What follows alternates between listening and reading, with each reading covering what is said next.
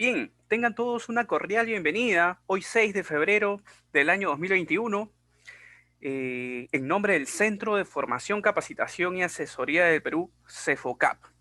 Tengan todos nuestras más sinceras y cordiales bienvenida.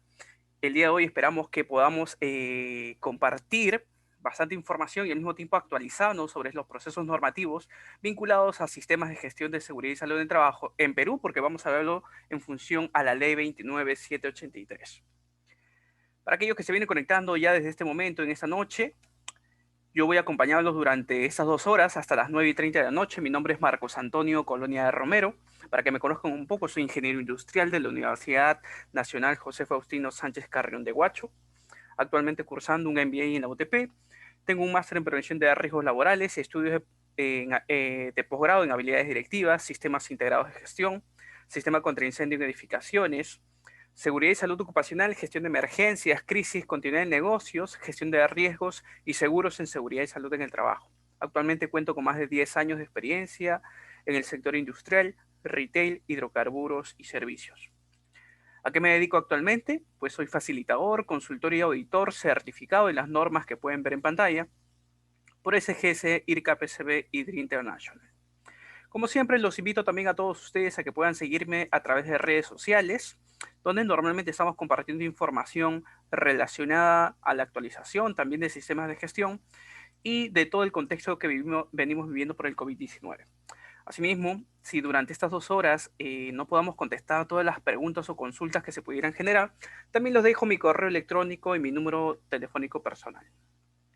Bien, una indicación previa es que todos podamos apagar nuestras cámaras, ya que estamos en una hora de bastante uso de ancho de banda. El uso de cámaras reduce bastante el tema de la transmisión y pudiera haber interferencias para algunos. Muy bien, sin más preámbulo, vamos a ver el tema de sistema de gestión de seguridad y salud en el trabajo. Lo vamos a ver en el enfoque de Ley 29783. Vamos a entender sobre el sistema de gestión de seguridad y salud en el trabajo.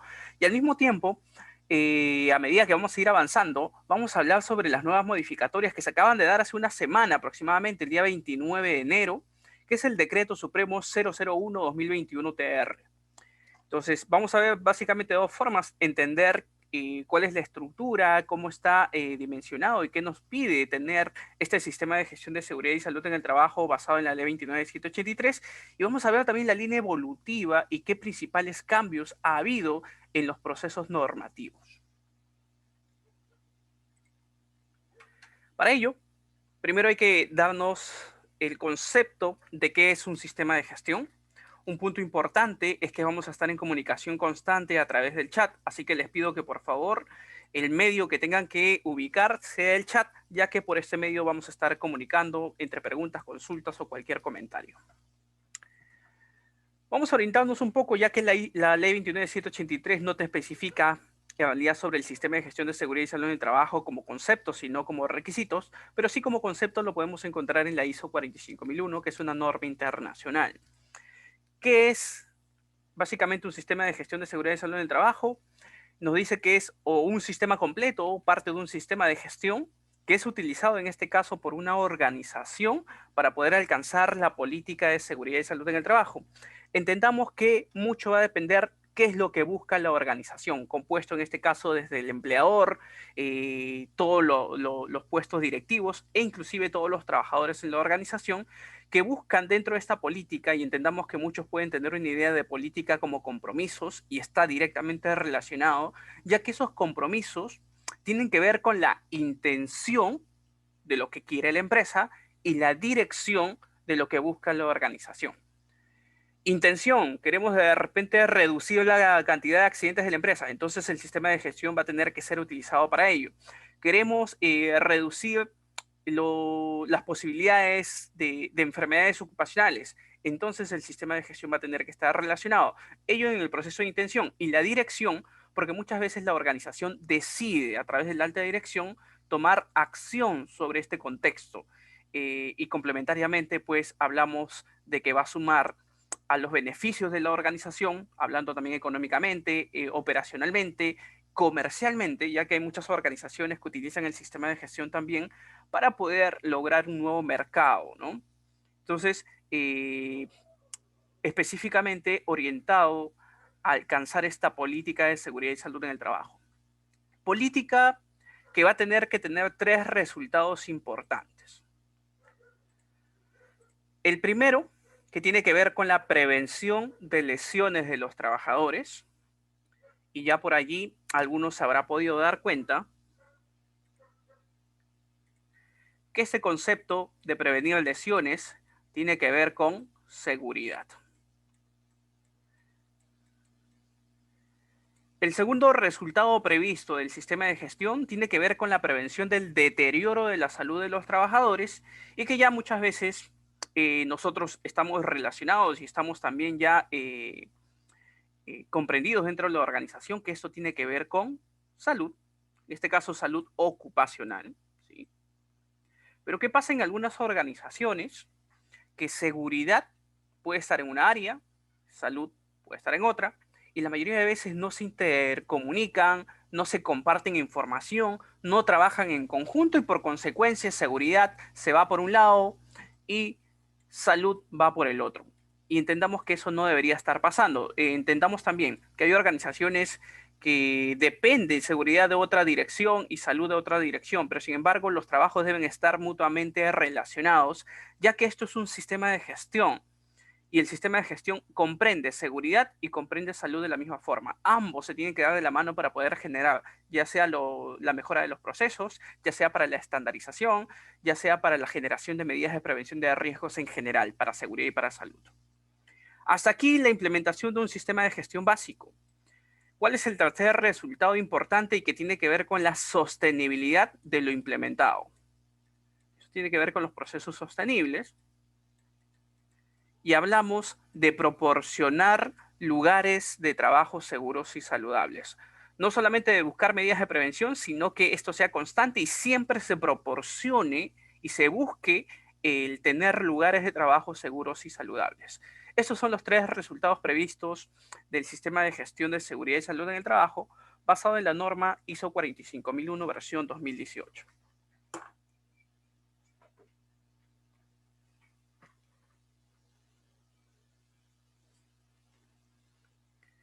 Ahora, nuestra normativa en Perú, en este caso hablando de la ley 29783, en algún momento ha tenido que depender de algún criterio o algunas normativas internacionales.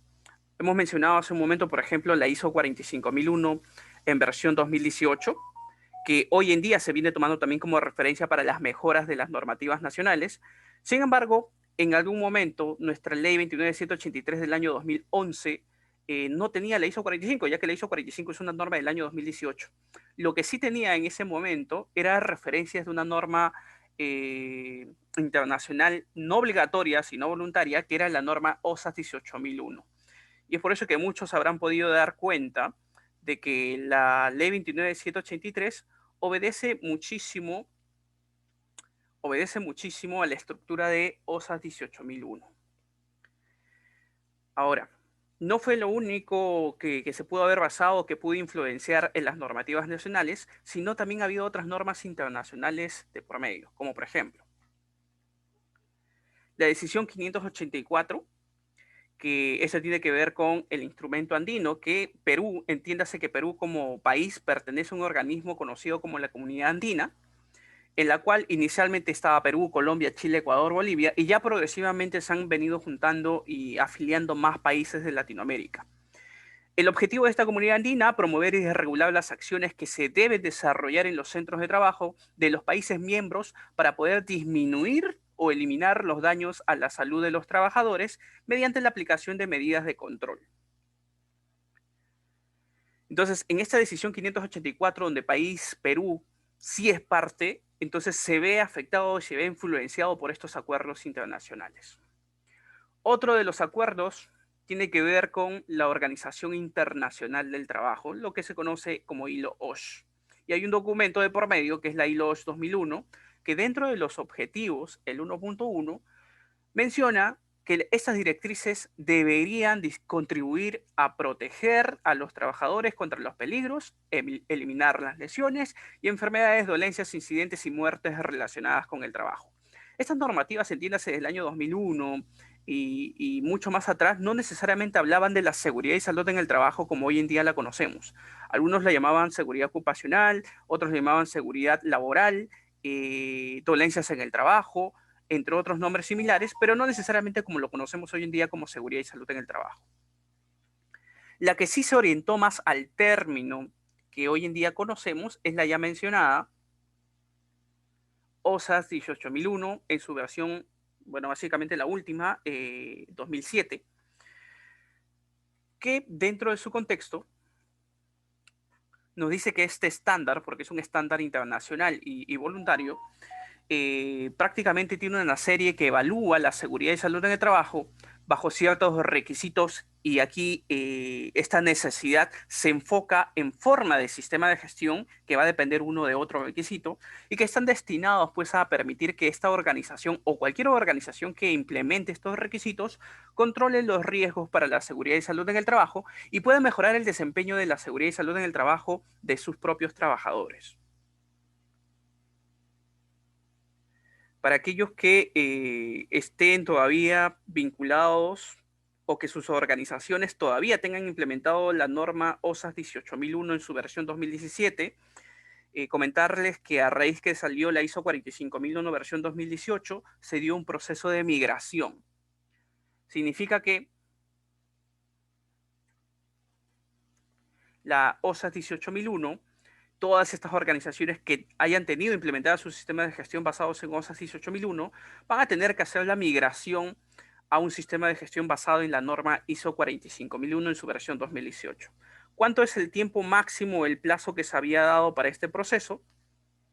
Pues inicialmente era hasta marzo de este año 2021, pero como todos saben, a raíz de este contexto y esta emergencia mundial del COVID-19, pues la misma ISO ha ampliado este plazo y ahora se ha prorrogado hasta 6 meses más y estamos hablando ahora desde septiembre del 2021. O sea, si es que sus organizaciones tienen sistemas de gestión basados en OSAS, tienen hasta el mes de septiembre para poder hacer estos procesos de recertificación o migración a la ISO 45001.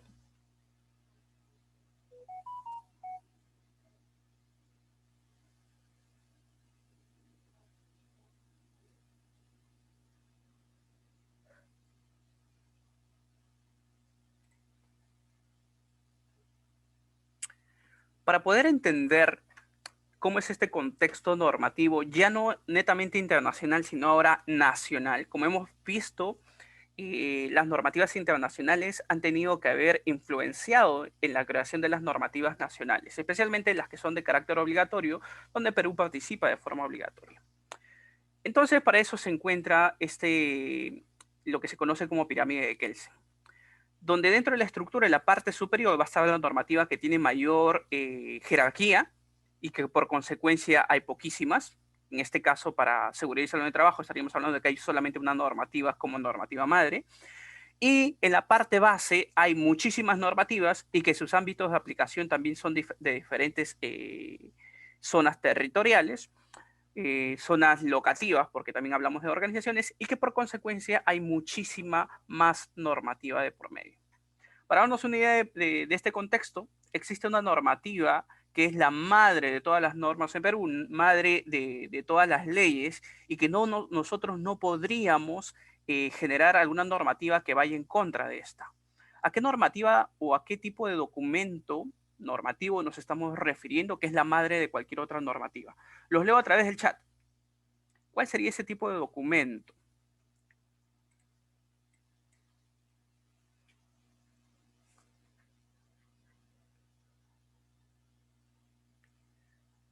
Documento por el cual, ¿sí?, se basan todas las normativas en el país.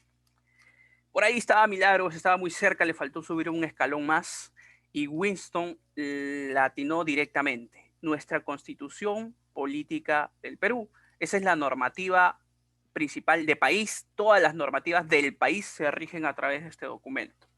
¿Y cuál es la última Constitución Política del Perú que actualmente está vigente?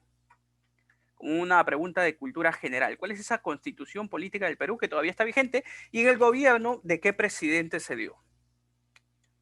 Los leo a través del chat. ¿Cuál es la constitución política del Perú, que a la fecha todavía está vigente, y en qué gobierno, de qué presidente se dio?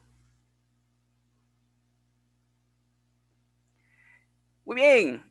La constitución política del año 1993, la que se dio justamente bajo la presidencia de Alberto Fujimori, y que hoy en día es bastante cuestionada. El año pasado, incluso a inicios del año pasado, antes de la pandemia, en el gobierno o en el tiempo del presidente a cargo, en este caso de Martín Vizcarra, se pronunció un momento de que iba a haber modificatorias en la Constitución, actualizaciones, pero sin embargo hasta la fecha todavía no se han dado y sigue habiendo procesos y comentarios de una necesidad también en esta Constitución. Entonces, la primera normativa sí, efectivamente, es la Constitución Política del Perú del año 1993. Dentro del proceso jerárquico, ¿cuál le seguiría hablando ya netamente en materia de seguridad y salud en el trabajo? ¿Cuál sería la norma que le sigue en jerarquía hablando de seguridad y salud en el trabajo? Los leo a través del chat. ¿Qué norma le continúa en materia de seguridad y salud en el trabajo? Excelente, Winston, Alex, nuestra ley. Y vale decir que la primera normativa de nivel ley, porque antes hemos tenido documentos de reglamentos, decretos supremos y otros similares a nivel de ciertos sectores, pero no habíamos tenido una ley. ¿Y cuál es? La ley 29783, en este caso dada en el año 2011. ¿Sí? ¿Cuál le continúa en jerarquía?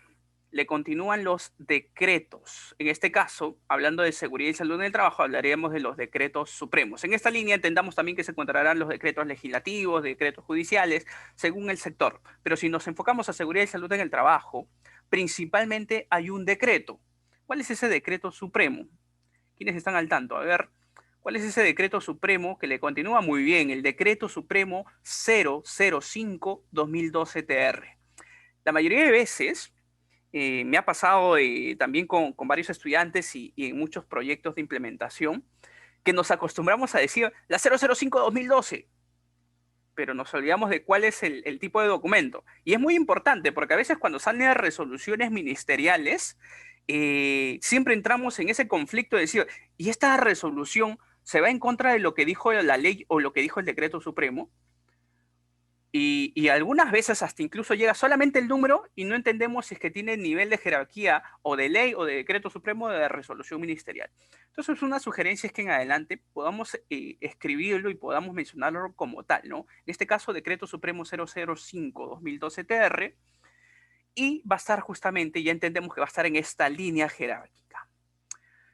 El que le continúa dentro de esta jerarquía son las resoluciones. Y para el caso principal, porque también en materia de seguridad y salud del trabajo hay múltiples resoluciones, pero hay una resolución que podemos decir que se denota como la central vinculada a la ley 29783. ¿Cuál es esa resolución ministerial? En seguridad y salud, repito, hay muchísimas resoluciones ministeriales, pero hay una específica que está directamente orientada a la implementación de la ley 29783. ¿Cuál es esa resolución ministerial?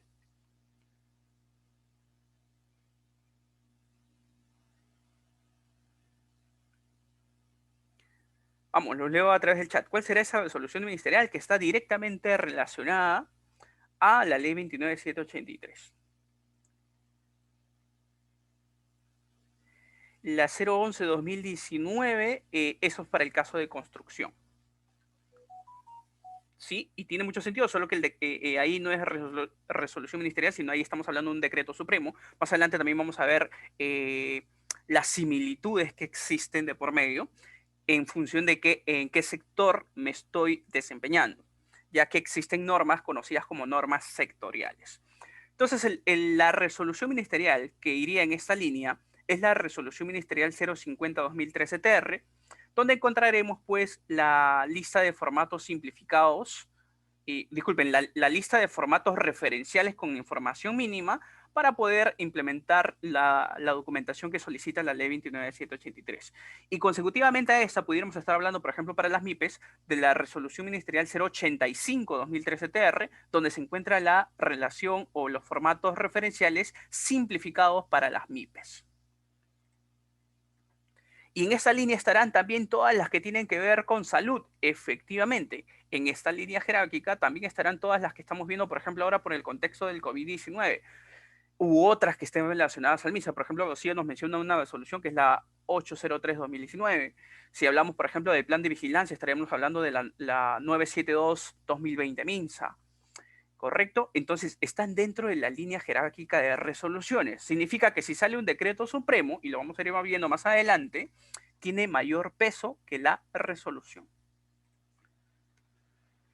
Luego de ello, entendamos que esta primera línea normativa obedece a todo un país. El nivel de aplicación es a nivel país, el nivel de cumplimiento es a nivel país.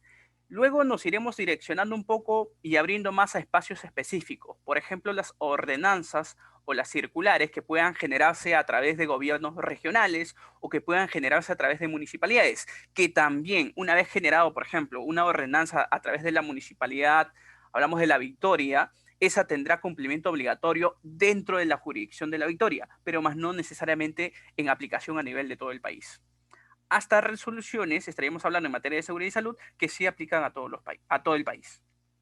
Y por último, no menos importante, estaremos hablando de las normas internas de la organización. Y que como consecuencia dentro de esta pirámide veremos que hay muchísima documentación. Acá se encontrarán las políticas, procedimientos, instructivos, manuales, reglamentos de seguridad y salud en el trabajo, entre tanta documentación y normativa interna de la empresa que podamos tener. Pregunta como para poder entender la importancia de esta pirámide.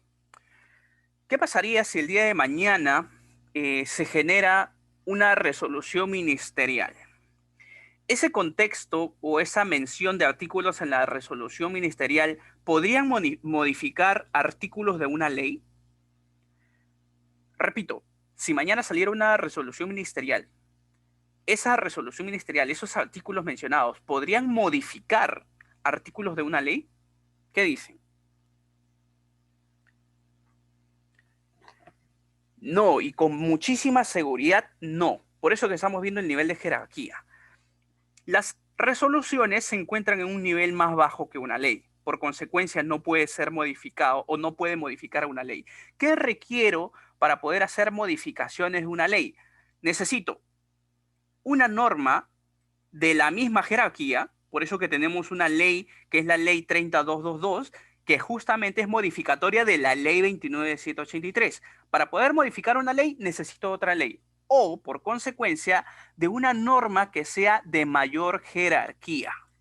O sea, tendría que cambiar la Constitución para que como consecuencia se tenga que generar modificaciones en la ley. Ahora, entendiendo de esa forma, si sale un decreto supremo, ese decreto supremo podrá ir en contra y podrá modificar algunos artículos de alguna resolución ministerial. ¿Qué dicen? Un decreto supremo podrá modificar artículos en una resolución ministerial o podrá ir en contra de una resolución ministerial. Sí, efectivamente. Y ahí empezamos a tener mayor claridad. Pueden salir 1000 resoluciones ministeriales y en el proceso me confundí de cuál salió. Y de un momento a otro sale un decreto supremo que abarca todas esas normativas en la resolución. Entonces ese decreto supremo se establece con mayor jerarquía y porque por consecuencia sería la más actualizable, ¿no? Que es algo de lo que hemos estado viviendo también en este contexto, que han salido bastantes normativas y de por medio han generado varias modificaciones. Muy bien, entonces entendemos de esta forma la nivel de jerarquía.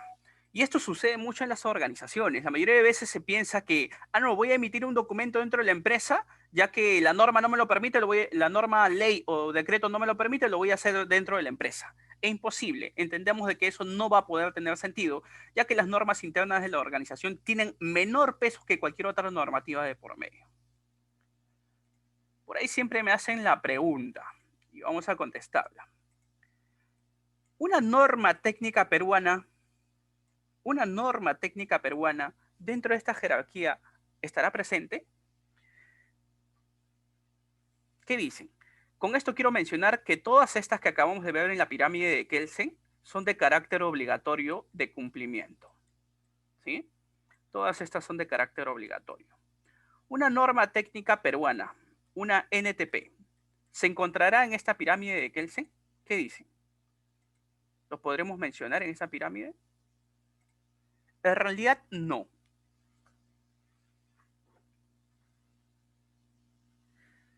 Winston, un estándar de una empresa tiene más jerarquía que la ley. No, para nada, para nada. Por eso que estaba mencionando.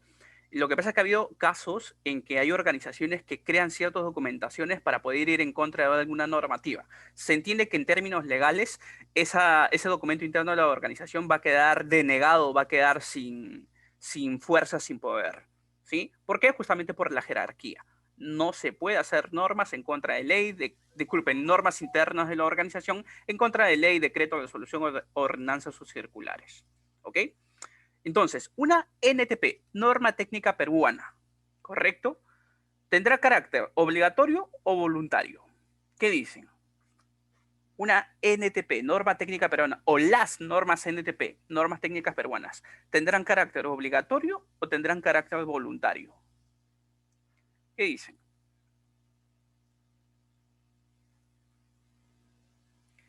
Y por aquí empezaremos de repente los conflictos. ¿Ya? ¿Por qué empezaremos los conflictos? Porque uno se pondrá a pensar, oye, pero hay normas técnicas peruanas que la municipalidad me pide y si no, no me da el permiso de funcionamiento, la licencia de funcionamiento porque están vinculadas a las inspecciones técnicas de seguridad de edificaciones. ¿Correcto? Ya. Para poder aclarar ese conflicto, porque como les digo, esta pregunta siempre me la han hecho y es necesario dejar claro. Las normas técnicas peruanas son voluntarias, ¿correcto? Norma técnica peruana tiene carácter voluntario. Significa que no es obligatorio que las empresas los implementen.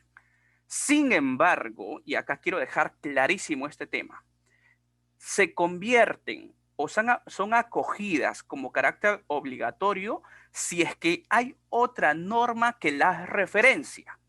Valga decir, hay un decreto supremo que habla sobre las inspecciones técnicas de seguridad de edificaciones. Si es que no me equivoco, es el Decreto Supremo 002-2008 PCM.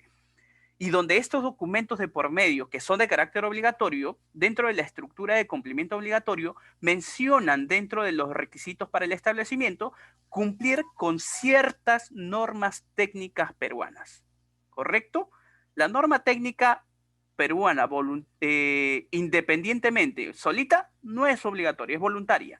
Requiere de otra normativa de carácter obligatorio para que se pueda convertir en una necesidad obligatoria por una organización. ¿Me dejo entender? Entonces, si una municipalidad o el gobierno emite temas vinculados y que indican de que hay que cumplir con alguna norma técnica peruana, pero lo indican como carácter obligatorio, pues no es que la NTP se haga obligatoria, sino es que hay otra normativa con mayor jerarquía que la menciona como carácter obligatorio. ¿Sí? Eso significa que no todas las NTP puedan ser obligatorias, bastante cuidado. Por ejemplo, van a encontrar NTPs de la NTP ISO 45001, por ejemplo, norma técnica peruana ISO 45001. Sigue siendo una norma voluntaria y no hay ni una norma hasta el momento de que diga que sea obligatoria, ¿no? Así que bastante cuidado con eso. No sé si en este caso me dejé entender en este punto. Sí, hasta aquí me confirman si se logró entender o si hasta aquí tienen alguna pregunta o consulta.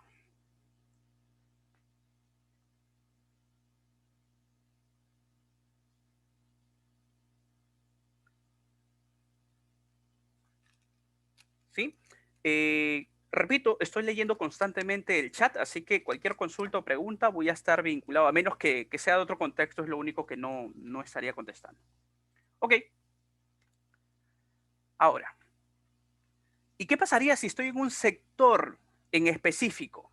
Muy bien, por ejemplo, para el caso de la ley 29783, si estoy en el sector de construcción,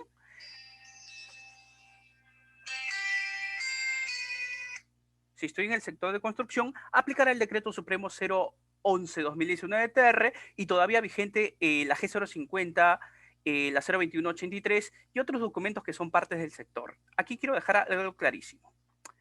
En el caso de los sectores,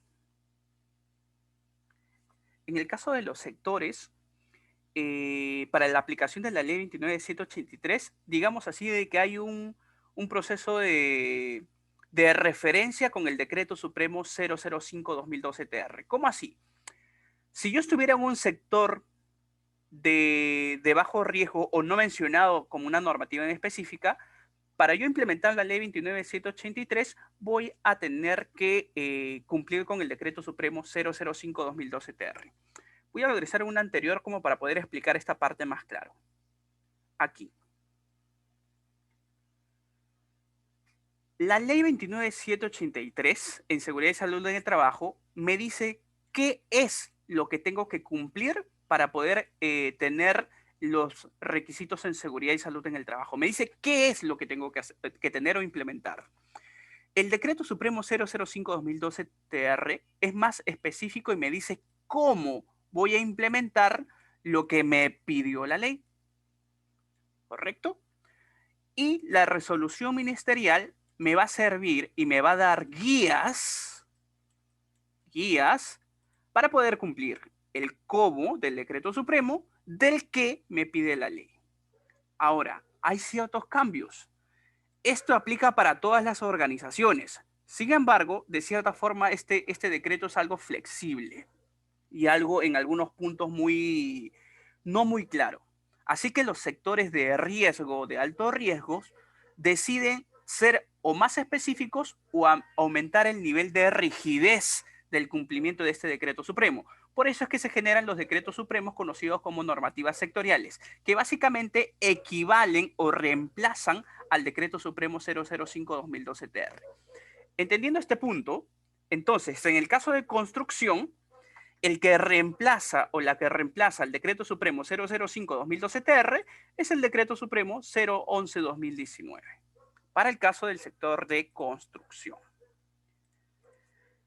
Para el caso de transporte, servicios y comercios, no hay una norma sectorial para cumplir la ley 29.783, así que aplica la que es para todos, decreto supremo 005-2012-TR. Para industrias, sigue aplicando el decreto supremo 005-2012-TR, pero también hay una normativa antigua de referencia que a criterio de profesional y personal, este decreto supremo, a pesar de que es del año 64, sigue siendo un decreto con estándares muy, muy a detalle y muy, muy buenos en realidad. Entonces va de la mano. Esto básicamente está relacionado a estándares. Más que a cumplir la ley 29.783 está relacionado a estándares. Significa entonces que cumpliré con estos estándares en industrias y al mismo tiempo aplicaré el decreto supremo 005-2012-TR. Para el caso de hidrocarburos, igual aplicaré ese estándar y de por medio el decreto supremo 005-2012-TR. Para pesca, el estándar y el decreto supremo 005-2012-TR.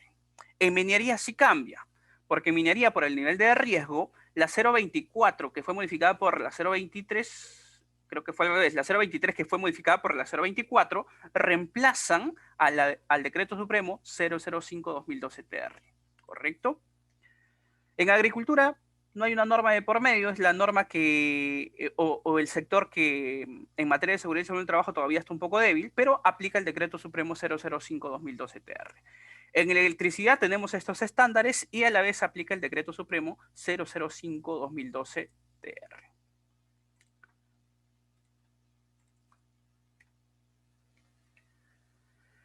Vamos a ver ahora la evolución normativa en materia de ley 29.783 que ha habido desde que se generó la ley 29.783 en el año 2011.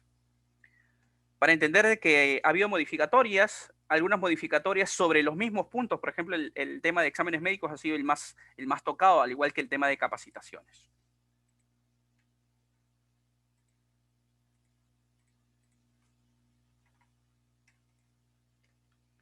Muy bien, vamos a hacer, todo no entra en una misma línea, así que vamos a hacer dos diapositivas de la línea del tiempo. La línea del tiempo inicia en el año 2011, donde se genera a nivel de país la ley 29.783, que en este caso es la Ley de Seguridad y Salud en el Trabajo. Luego, en el siguiente año, en el año 2012, se genera el Decreto Supremo 005-2012-TR, el cual es el reglamento de la Ley de Seguridad y Salud en el Trabajo, al año siguiente. Luego, al año siguiente, se hacía necesario entender o tener una documentación guía para poder implementar estos requisitos legales. Así que se da la resolución ministerial 050-2013-TR, donde se aprueban los formatos referenciales que contemplan la información mínima que deben contener los registros obligatorios del sistema de gestión de seguridad y salud en el trabajo. Más adelante vamos a ver justamente cuál es esta lista de estos registros.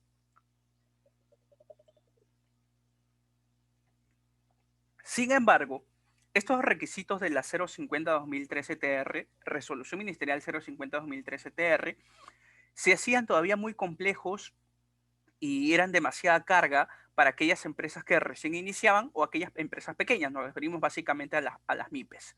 Así es que ese mismo año sale la Resolución Ministerial 085-2013-TR, el cual contiene un sistema simplificado de registros del sistema de gestión de seguridad y salud en el trabajo que está dirigido para MIPES.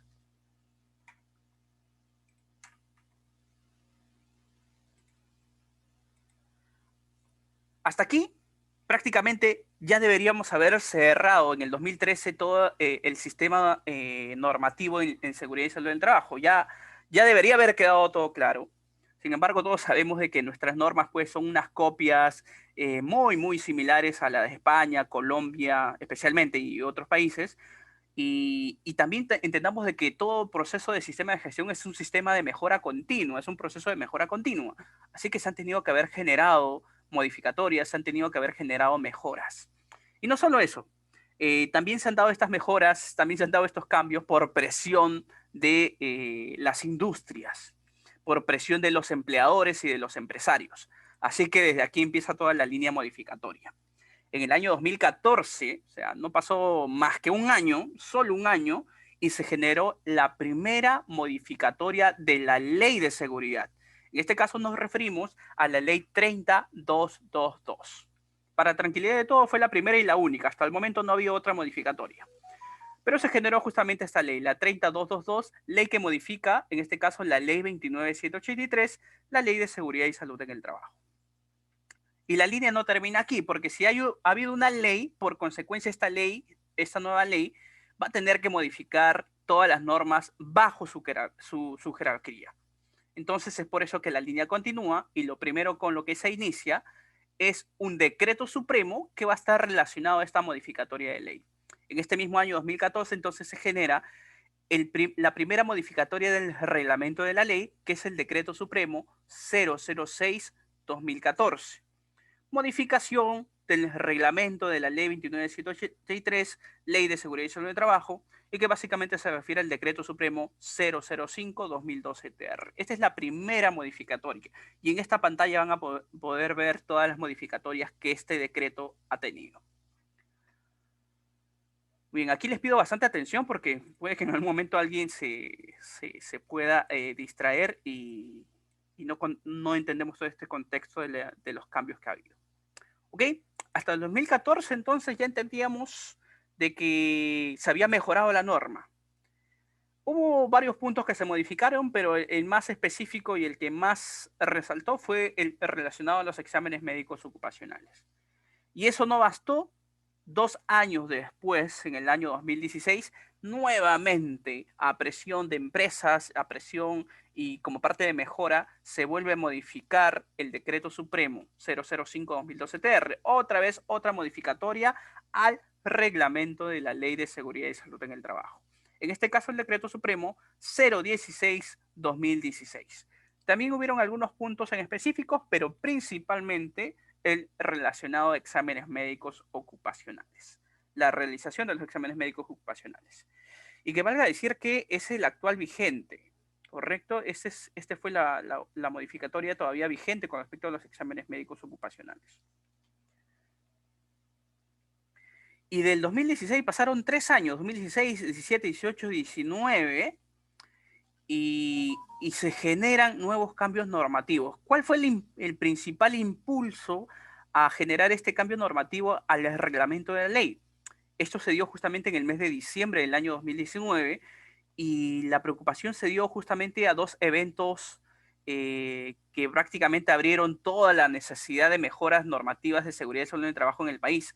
Muchos se acordarán, por ejemplo, del incendio en diciembre del 2019 del camión cisterna en Villa El Salvador, que esa deflagración que se dio y que, bueno, fue televisado y hubo complicaciones mucho después, ¿no?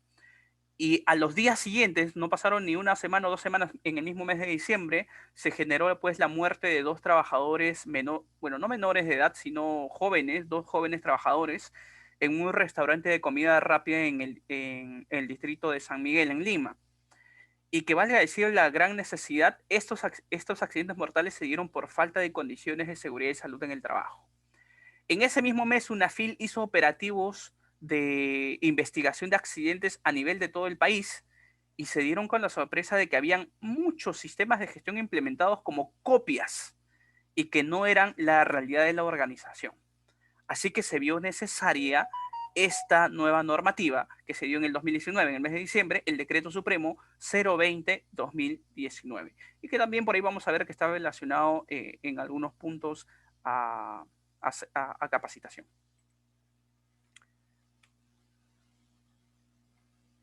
Muy bien. Luego, en el año 2020, se genera una nueva normativa, y esto fue en el mes de enero, primeros días de febrero del año 2020, antes de la pandemia de COVID-19. Por ahí algunos dirán, oye, pero esa norma no está dentro de esta línea. Sí. A ver, lo leo. Decreto Supremo 002-2020-TR, y el título de este documento es: se aprueban medidas para la promoción de la formalización laboral y la protección de los derechos fundamentales laborales en el sector agrario. Entonces, si alguien lo lee a simple vista, dirá, oye, pero eso aplica al sector agrario. Sí, todos los requisitos aplican al sector agrario, a excepción de la disposición complementaria que está dentro de esta misma norma. La disposición complementaria sí es de cumplimiento obligatorio a todas las organizaciones, ya que esa disposición complementaria modifica algunos artículos del Decreto Supremo 005-2012-TR. ¿A qué está relacionado? Al IPER-C. ¿Sí? El cambio normativo a IPER-C se ha dado el año 2020, en el 002-2020.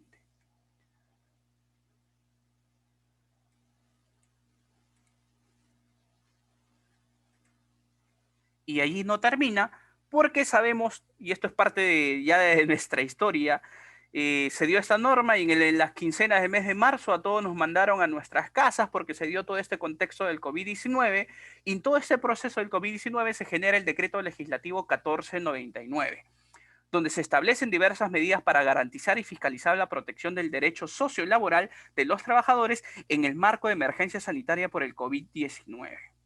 ¿Sí? Donde básicamente aquí dentro de este decreto legislativo hay 4 puntos relacionados a seguridad y salud en el trabajo: exámenes médicos, eh, auditorías al sistema de gestión, capacitación y el tema de duración de los comités de seguridad, así como del supervisor, que los vamos a ver también un poquito más adelante. Pero allí no termina esta línea de actualización normativa o de esta evolución relacionada a la ley, porque todos sabemos que el 29 de enero de este año, 2021, se acaba de generar un nuevo cambio normativo al reglamento de la ley, y es el Decreto Supremo 001-2021. Modificación, bueno, la norma solamente se llama modificación, sin embargo, hay artículos que se han modificado y hay 2 artículos que se han insertado.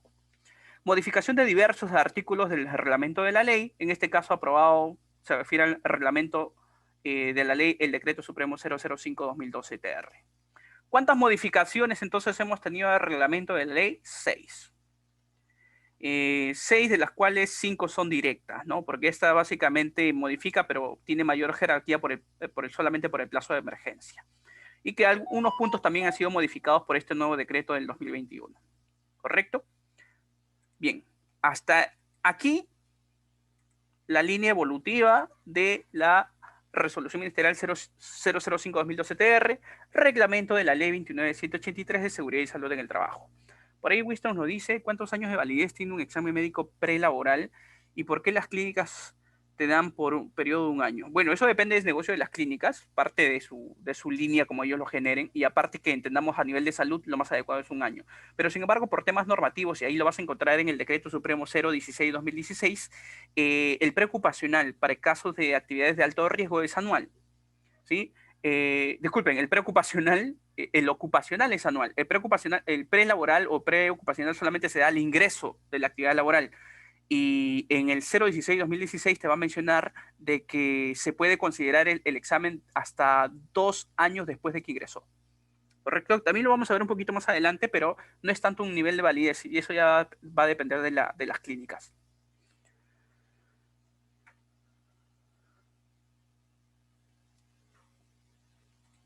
Ok, avanzamos. Y como la ley tiene, muchos lo saben, muchísimos artículos, muchos de los profesionales no podríamos decir en ningún momento que nos hemos leído al 100% la ley. Yo en un momento, en el año 2012, cuando salió, sí es cierto, me leí toda la ley, pero no me la acuerdo hoy en día todo por completo. Sé dónde ubicar ciertos artículos, sé qué es lo que menciona la ley, porque soy en constante uso y básicamente me sirve como una norma de consulta constante. Pero sin embargo, ¿por qué también es fácil de entender a qué se refiere o qué es lo que busca la ley 29.783 dentro de su esencia? Porque esta ley tiene principios, ¿correcto? Así como una persona tiene sus principios de responsabilidad, respeto y otros similares que rescatan y demuestran todas las actividades que hace esa persona porque está basado en sus principios, de la misma forma funciona la ley. Todos los artículos que se han generado y que se puedan generar en adelante como parte de las modificatorias van a obedecer a los mismos principios, en otras palabras, a la esencia de la ley.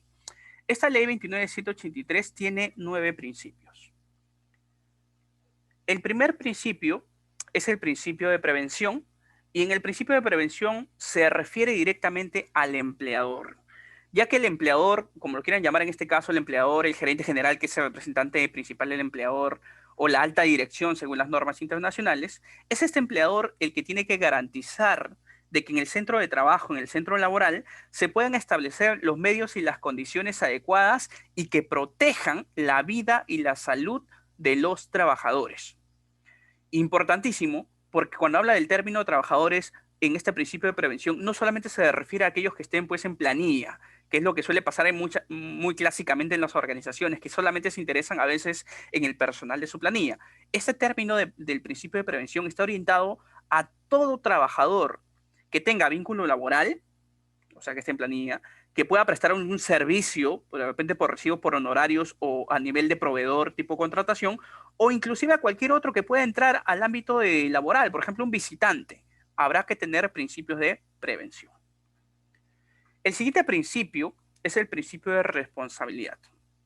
Y este también está referido como parte de cumplimiento del empleador, ya que es el empleador el que tiene que asumir las implicancias de todo tipo, sean, por ejemplo, implicancias económicas por temas relacionados a infracciones o multas, u otros de por medio si en caso hubiese habido un accidente, enfermedad ocupacional, implicancias legales, ¿sí? Porque va a estar vinculado a temas legales. Hoy en día sabemos también que hay implicancias penales, porque hay un artículo del Código Penal que fue modificado justamente para brindar este respaldo de responsabilidad por parte del empleador, que es el artículo 168A, justamente del Código Penal, que tiene que ver con las obligaciones en materia de seguridad y salud en el trabajo.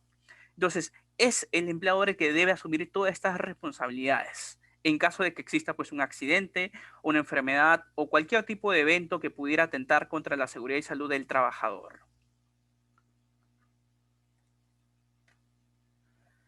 El tercer principio habla del principio de cooperación. Para mi punto de vista, este principio de cooperación me parece muy importantísimo y tiene que ver mucho también con los procesos de fiscalización, porque a veces nos olvidamos de que para que exista el éxito del sistema de gestión, en realidad hay 3 pilares. La norma no te lo dice como pilares, yo lo menciono de esta forma porque me parece muy práctico, pero debe haber 3 pilares para que funcione el sistema de gestión. Uno de los pilares aquí es el empleador, que es el que tiene la obligación de implementar todas las condiciones de seguridad y salud en el trabajo.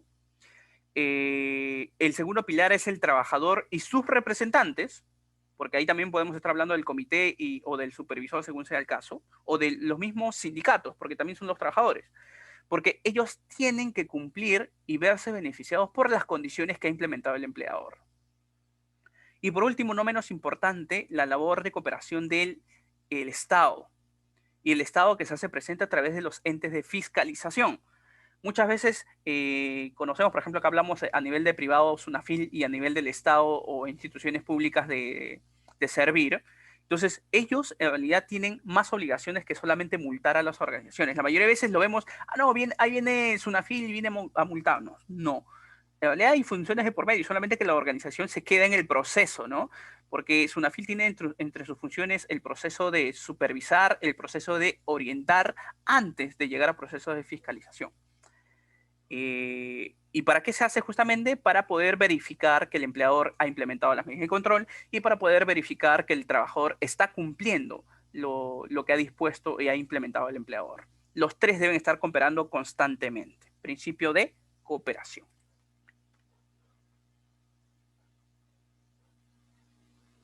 El siguiente es el principio de información y capacitación. Y aquí hay un punto importante porque los trabajadores, igual que todos sus representantes, en realidad deben de recibir una capacitación o información que sea oportuna y que sea netamente preventiva al momento de desarrollar las actividades en el lugar de trabajo. ¿Qué es lo que busca también fortalecer este principio de información y capacitación? Lo que antes de la ley solía suceder, ¿no? ¿Qué pasaba? El trabajador no quería de repente usar sus EPPs, inmediatamente era multado o era amonestado por no usar los EPPs.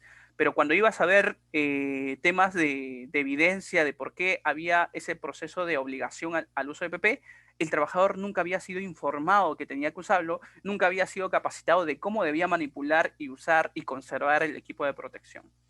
Hablando, por ejemplo, en esa línea, porque en realidad esto aplica para todo el sistema de gestión. Entonces, se hace necesario este principio de obligación del empleador de capacitar constantemente a los trabajadores. El siguiente principio es el principio de gestión integral y que acá tiene que ver que el empleador debe ser el que promueva a través del ejemplo y a través de acción el proceso de integrar que la seguridad y salud en el trabajo sea aplicable a todos los niveles de la organización. Por eso que habla de integrar, que todos se integren al sistema de gestión. No, la clásica que suele suceder, ¿no? Seguridad y salud en el trabajo, para eso está el encargado de seguridad. Pero todos los líderes y todos los encargados deberían y deben, según este principio de prevención y según la ley, integrarse a tener también medidas preventivas ante el sistema de gestión de seguridad. John nos dice, claro, las charlas de seguridad para el caso del principio de información y capacitación también forman parte de. El sexto principio es el de atención integral de la salud. Y acá entendamos de que si algún trabajador, por alguna X motivo de condiciones de seguridad o actividades netamente de trabajo, si algún trabajador sufre algún accidente de trabajo o alguna enfermedad ocupacional, debe recibir las prestaciones de salud que sean necesarias y sobre todo que sean suficientes hasta que se logren los procesos de recuperación, los procesos de rehabilitación o inclusive se generen la reinserción laboral nuevamente. O sea, no significa que, por ejemplo, si un trabajador hacía trabajos manuales y en esa actividad perdió el brazo y como ya para la organización ya no va a ser efectivo el 100% de operatividad del trabajador, simple y sencillamente lo despide. Eso no es válido, ¿sí? Según este principio, la ley debe proporcionar ese acompañamiento hasta que se pueda reinsertar completamente laboralmente. El séptimo principio habla de la consulta y participación, y esta se tiene que ver entre los tres pilares de cooperación. O sea, debe haber consulta y participación entre empleador, trabajadores y el Estado.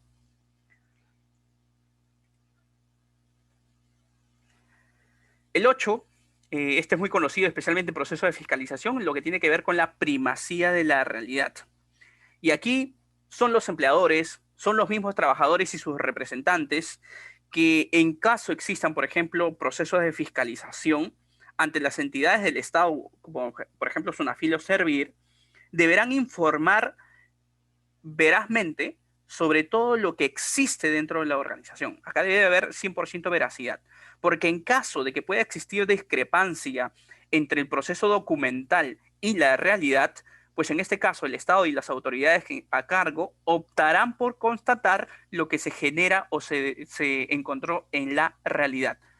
Así que si alguno pensó que, no, yo tengo un sistema de gestión documentario tipo NASA, es más, cumple con todos los requisitos de seguridad tipo NASA en una pyme y la pyme ni siquiera cumple con los estándares, frente a una fiscalización se priorizará la realidad más que la gestión documentaria. Y por último, el principio de protección. El principio de protección está basado básicamente de que el trabajador pueda tener un ambiente que sea seguro y saludable, que tenga las condiciones de trabajo compatibles con su bienestar, que pueda, en ese ambiente de trabajo pueda lograr sus objetivos personales, al mismo tiempo lo que cumpla con el resultado previsto del sistema de gestión de ambientes seguros y saludables. A eso está referido netamente el principio de protección. Y como les mencioné, entendiendo estos 9 principios, podremos entender que todos los artículos dentro de la ley, todos esos que me pide la ley, estarán enfocados o estarán vinculados a cualquiera de estos principios. No se van a escapar netamente de los principios o la esencia de la ley. Si te encuentras en Perú, ¿cuál es el ámbito de aplicación de esta ley 29783? El sector privado, el sector público y trabajadores por cuenta propia. Para ser más exactos, basta que tú hagas una gestión de trabajo o una actividad laboral en el país, estás obligado a cumplir con la ley 29783. Aplica a todos. Así tengas una organización de un solo trabajador, estás obligado a cumplir con la ley 29783. ¿Dónde hay el cambio o la variación? O podemos decir la diferencia. En el ente de fiscalización. La ley aplica para todos, solo que en el sector privado, quien lo fiscaliza es SUNAFIL. En el sector público, quien los fiscaliza es Servir. Y en el caso de trabajadores por cuenta propia, algunos se dirá, ¿y cómo lo fiscalizan? Pues sucede que trabajadores por cuenta propia en algún momento van a tener que brindar servicios, sea al sector privado o van a tener que brindar servicios al sector público en algún momento. Entonces, en ese momento llegará el proceso de fiscalización, como parte de proveedores de las empresas principales. Aunque últimamente también ha habido, por el caso del COVID-19, es que también ha habido ya específicos fiscalizaciones ya netamente a trabajadores por cuenta propia. Ahora, con respecto al sistema de gestión de seguridad y salud en el trabajo, ¿qué cosa nos dice la ley 29783?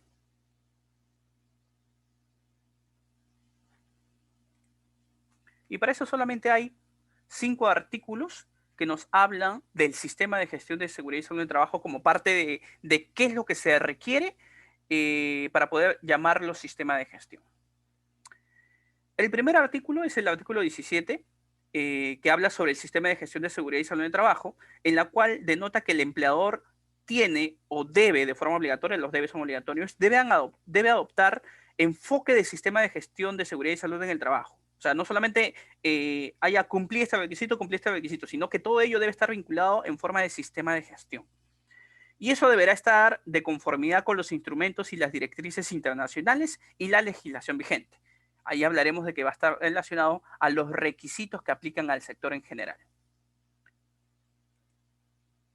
En el artículo 18, principios del sistema de gestión de seguridad y salud en el trabajo, pues dentro de estos principios del sistema de gestión, no de la ley, sino ya más específico del sistema de gestión, nos denota de que hay que asegurar el compromiso visible del empleador, hay que mejorar la autoestima y fomentar el trabajo en equipo y sobre todo incentivar la cooperación de los trabajadores en materia de seguridad y salud en el trabajo, hay que generar y fomentar cultura preventiva dentro de la organización.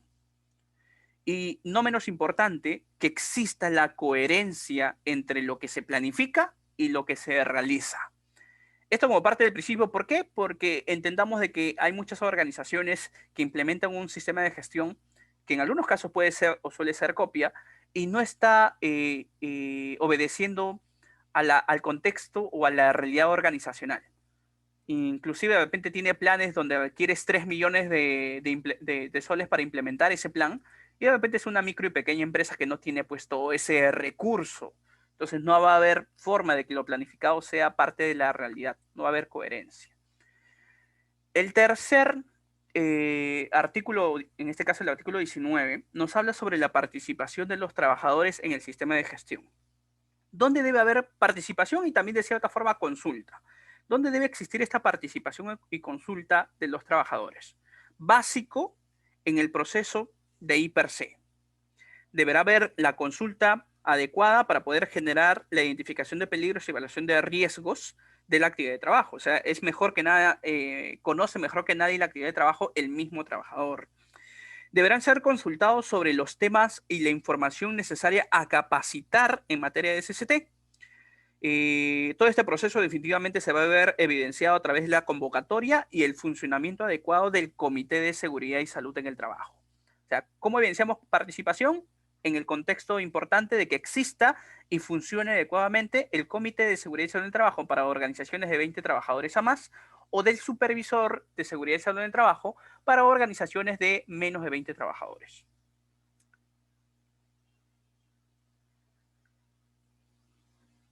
El siguiente artículo es el artículo 20, que tiene que ver con el mejoramiento del sistema de gestión de seguridad y salud del trabajo. ¿A qué está orientado este principio de mejoramiento? De si en caso implementemos estándares, vamos a tener que hacer seguimiento constante de esos estándares implementados y ver si existen desviaciones para poder justamente generar ese proceso de mejora. Hacer mediciones constantes de cómo funciona el desempeño del sistema de gestión y todos los estándares implementados, hacer una evaluación periódica y sobre todo enfocarse en la corrección y reconocimiento del desempeño del sistema de gestión, así como de los trabajadores vinculados. Y por último, de este grupo que habla del sistema de gestión es el artículo 21, que habla sobre las medidas de prevención y protección del sistema de gestión de seguridad y salud en el trabajo. Acá no hay ciencia aparte. Este artículo específicamente nos habla de la jerarquía de controles. Si muchos se acuerdan, hay una jerarquía de 5 controles principales o 5 bases principales de controles, que son eliminar, sustituir, controles de ingeniería, controles administrativos y como última medida de control, los equipos de protección personal. ¿Sí? En eso está relacionado la esencia o los principios del sistema de gestión basados en Ley 29783.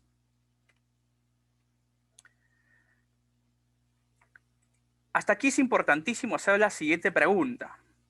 ¿Cómo vamos? ¿Alguna pregunta o consulta?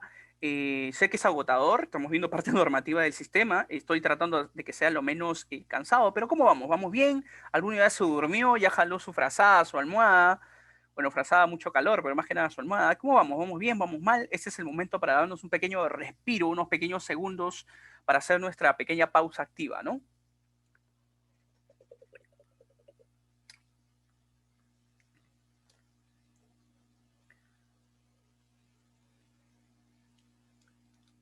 Ok, gracias Alex. Entendiendo también que todos los demás vamos muy bien, este punto también nos sirve para entenderte que aquí iniciamos otra parte muy importante, porque ya vamos a ver cómo va el contexto de la implementación de todo lo que hemos venido mencionando esta primera hora.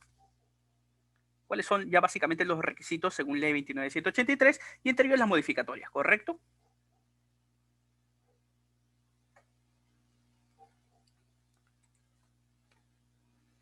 ¿Cuáles son los objetivos que tiene esta Ley 29783?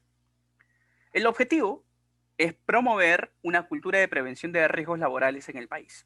O sea, la ley 29783 se puso o se generó en el país para que exista la promoción de cultura de prevención de riesgos laborales. Y en realidad no se habrá dado como se esperaba al inicio, pero sin embargo sí se ha generado, porque a raíz de la ley ya todas las organizaciones por lo menos tienen una obligación de implementar este requisito normativo. Antes de la ley, pues solamente algunas, no había presión de por medio. ¿Cuál es la finalidad? Pues tenemos una ley que nos permita prevenir accidentes de trabajo y enfermedades profesionales del trabajador. Y esto no puede funcionar, como les dije, sin estos tres pilares de cooperación. El rol fiscalizador y control del Estado, el deber de prevención de los empleadores que está vinculado a la implementación de los requisitos y de los controles dentro de la organización, y el rol de participación de los trabajadores y sus representantes, hablando del comité, supervisor, de SST o de los mismos sindicatos?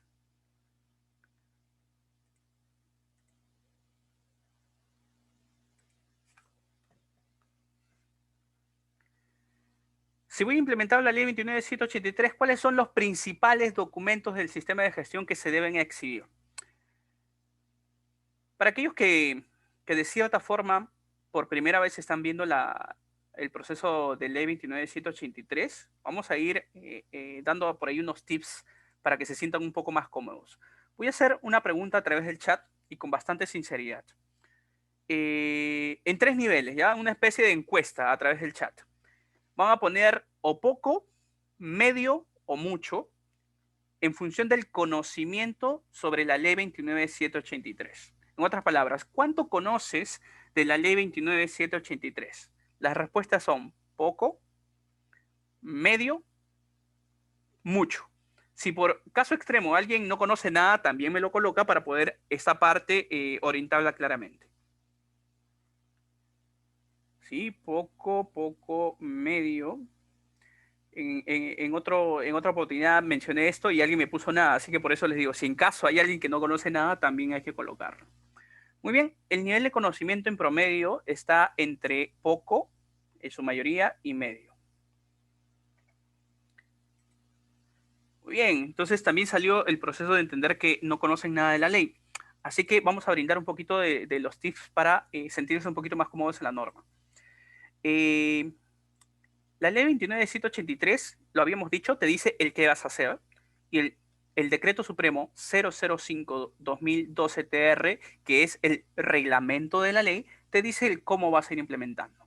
Entonces, la guía acá principal de ir implementando te lo va a decir el reglamento, o sea, el decreto supremo, voy a poner acá, o sea, el decreto supremo 005-2012-TR.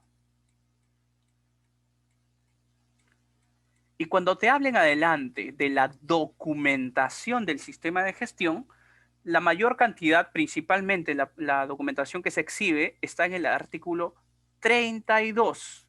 No se olviden este número que es clave. El artículo 32 del Decreto Supremo 005-2012-TR. Este es el número clave. En adelante, todo lo que es documento, artículo 32. Todo lo que son registros, el artículo que sigue, 33. ¿Ya? Ahora, quiero dejar claro también de que no significa que solamente es esta la documentación del sistema de gestión. No, en otras partes de la norma te va a decir el plan de emergencias y otros documentos adicionales. Adicionales, ¿correcto? Pero de forma obligatoria y de forma que se deban exhibir, ¿sí? Esos sí están en el artículo 32. ¿Cuáles son esos principales documentos que se deben exhibir? La política y objetivos en materia de SST, el reglamento interno de seguridad y salud en el trabajo, el IPER y sus medidas de control, el mapa de riesgos que sale como consecuencia también del IPER, solo que es locativo, la planificación de la acción preventiva y el programa anual de seguridad y salud en el trabajo, que entendiendo, el programa también forma parte de la planificación preventiva. Últimamente se han venido haciendo muchas confusiones en el tema de que la norma e incluso algunos procesos de fiscalización te dice, muéstrame tu programa anual de seguridad y salud en el trabajo, y ahora también les están pidiendo, muéstrame tu programa anual del servicio de seguridad y salud en el trabajo. Y algunos, me ha pasado con muchos clientes, entran en cortocircuito. Dicen, total, pero si eso no me dice la norma en ningún lado. Lo menciona la guía de implementación, o sea, lo menciona la resolución ministerial 050-2013, menciona justamente estos programas, pero también te pone coma otros, porque la programación anual puede estar compuesto por múltiples programas, y todos esos múltiples programas forman parte de la planificación de la actividad preventiva. Acá en la planificación dices qué vas a hacer, o sea, también igualito que la norma es esto, ¿ah? Acá en la planificación dice qué vas a hacer y en el programa te dice cuándo lo vas a hacer, ¿no? Y qué actividades en específica vas a hacer. Punto claro, la documentación referida en los incisos A y C, dice que deben exhibirse en un lugar visible dentro del centro de trabajo. Acá les comento una anécdota. Yo vengo implementando estos sistemas de gestión justamente justo desde el año 2011, y cuando sale esta normativa había bastante conflicto, ¿ya? Bastante conflicto, ¿por qué? Se los digo porque dentro del grupo que crearon o que emitieron este decreto supremo 005-2012-TR, se llegó a mencionar, ¿ya? De los mismos que crearon o editaron la norma, mencionaron de que inicialmente ellos lo que buscaban que se publicara era la política y el mapa de riesgos. Eso era lo que inicialmente querían que se publicara. Pero como entenderán, hubo un ups y marcaron el hiper-C. Y es por eso que a algunos hoy en día pues se les complica bastante publicar su hiper-C, especialmente si tienen toda una sábana de hiper-C, ¿no? Pero en el proceso se vio beneficioso que los trabajadores también conozcan todos los peligros y riesgos publicados en el ambiente de trabajo. Así que hoy en día, de forma obligatoria, la norma te menciona esta, pero también debes publicar y exhibir el mapa de riesgos, porque esta fue la que inicialmente se quería. Fue una de las anécdotas que el equipo que creó pues esta normativa lo comentaron, pero fue un ups que todas las normas suele pasar, pero que hoy en día se ha convertido pues en una, digamos así, en un ups beneficioso para las organizaciones. No para el implementador porque es más chamba, pero sí para las organizaciones.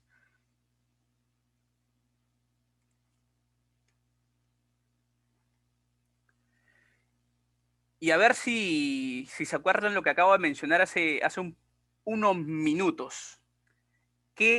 ¿Cuál es el artículo donde encontraremos los registros obligatorios?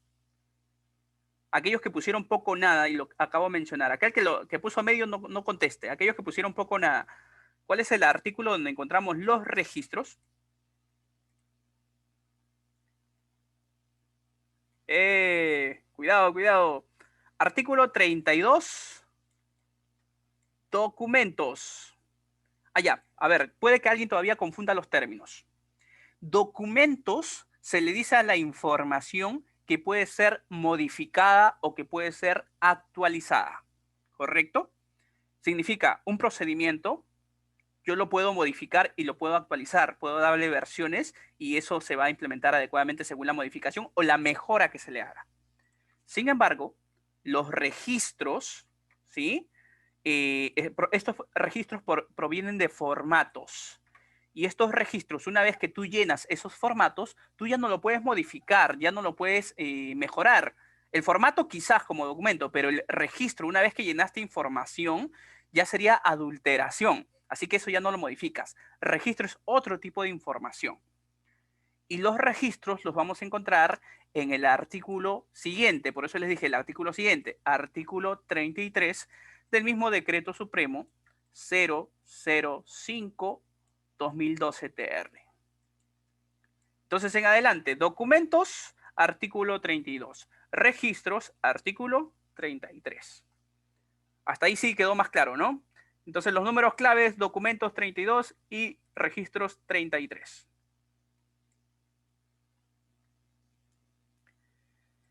¿Y cuáles son? Justo Alejandro nos está ayudando también a través del chat por ahí. ¿Cuáles son esos registros? Los registros en el artículo 33 son registros de accidentes de trabajo, enfermedades ocupacionales, incidentes peligrosos y otros incidentes. Y esto constando con la investigación definitivamente.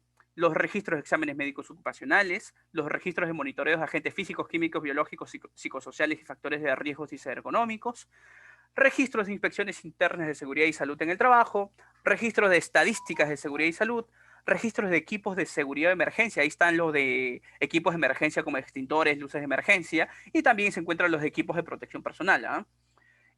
Registro de inducción, capacitación, entrenamiento y simulacros de emergencia y registros de auditorías. Ahora, ¿dónde encontraré formatos de todo esto como guía? En la resolución ministerial 050-2013-TR. 2013-TR. Ahí encontrarás los formatos con información mínima obligatoria para poder implementar ello. ¿Significa que a estos formatos yo podré quitar información? No. A esos formatos referenciales no les puedo quitar información. Por eso que se llama información mínima obligatoria. ¿Podré agregar información? Sí, eso sí es viable. Pero con bastante cuidado porque hay que tener bastante eficacia de qué es lo que estamos aumentando los formatos. Ahora, dentro de esta resolución ministerial encontrarán un modelo o una plantilla para todo, excepto para este. este no te menciona, porque este se valida con los certificados de aptitud médica. Los certificados de aptitud médica sirven para validar como registros de accidentes, disculpen, de exámenes médicos ocupacionales.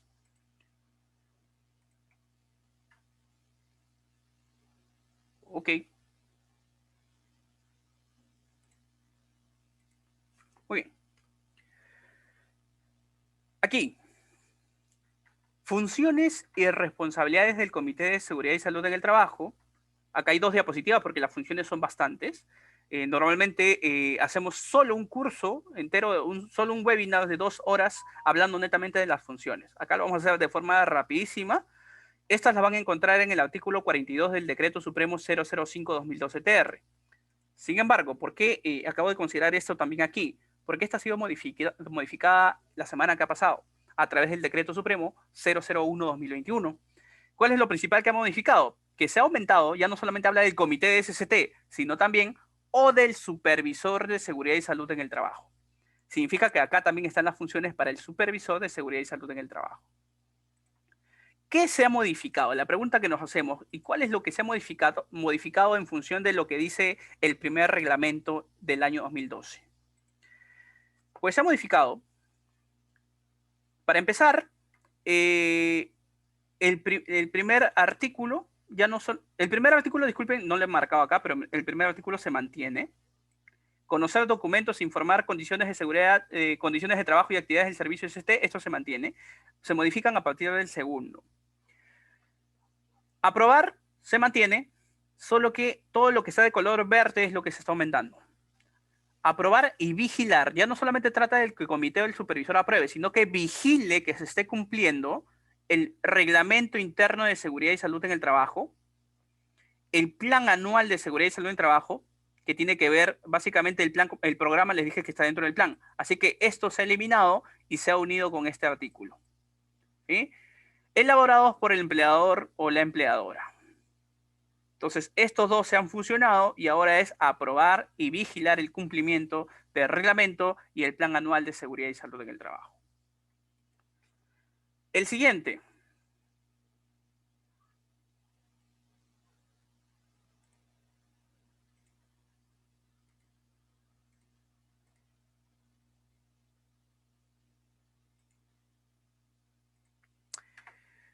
Se conserva la palabra aprobar, pero ahora se agrega otra actividad y digamos que se está empoderando mucho más a los representantes de los trabajadores, porque ahora, adicional a aprobar, tienen que hacer seguimiento al cumplimiento del programa anual de SST, del programa anual del Servicio de Seguridad y Salud en el Trabajo y del programa anual de capacitaciones de seguridad y salud en el trabajo.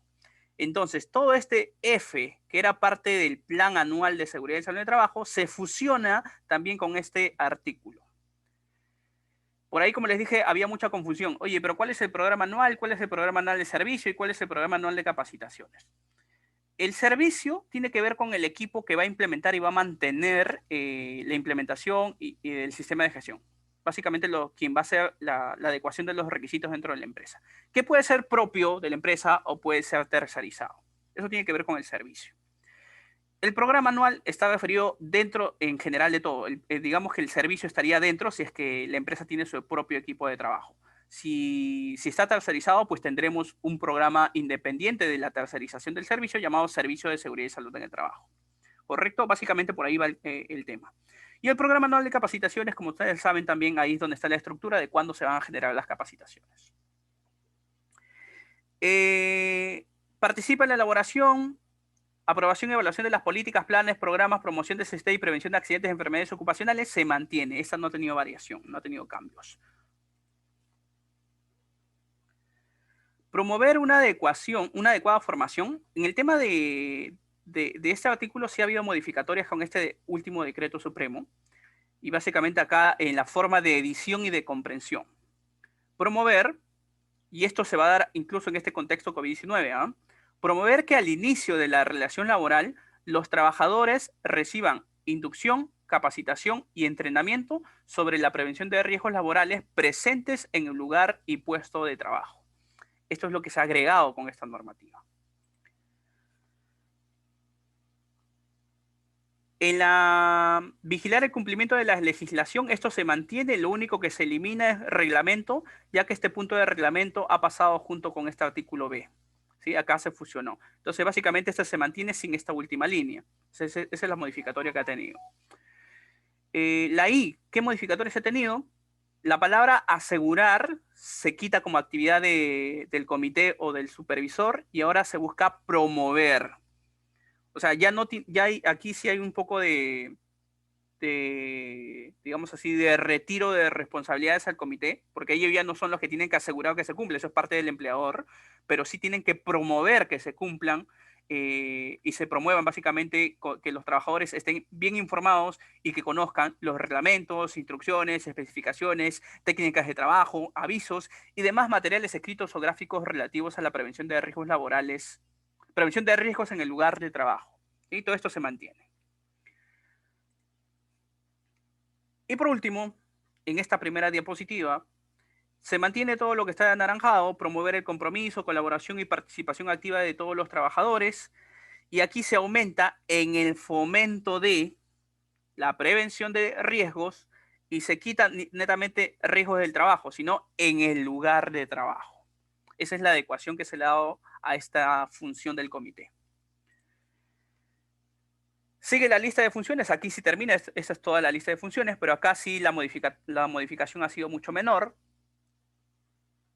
Se mantiene realizar inspecciones periódicas en las instalaciones, se mantiene investigar las causas de los incidentes, accidentes y enfermedades ocupacionales.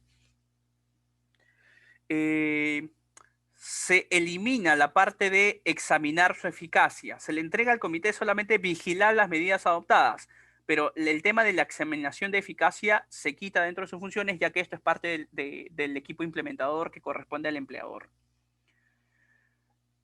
Se quita el proceso de analizar y emitir informes. Ahora ellos lo único que tienen que hacer es revisar mensualmente las estadísticas de los incidentes, accidentes y enfermedades ocupacionales ocurridas en el lugar de trabajo.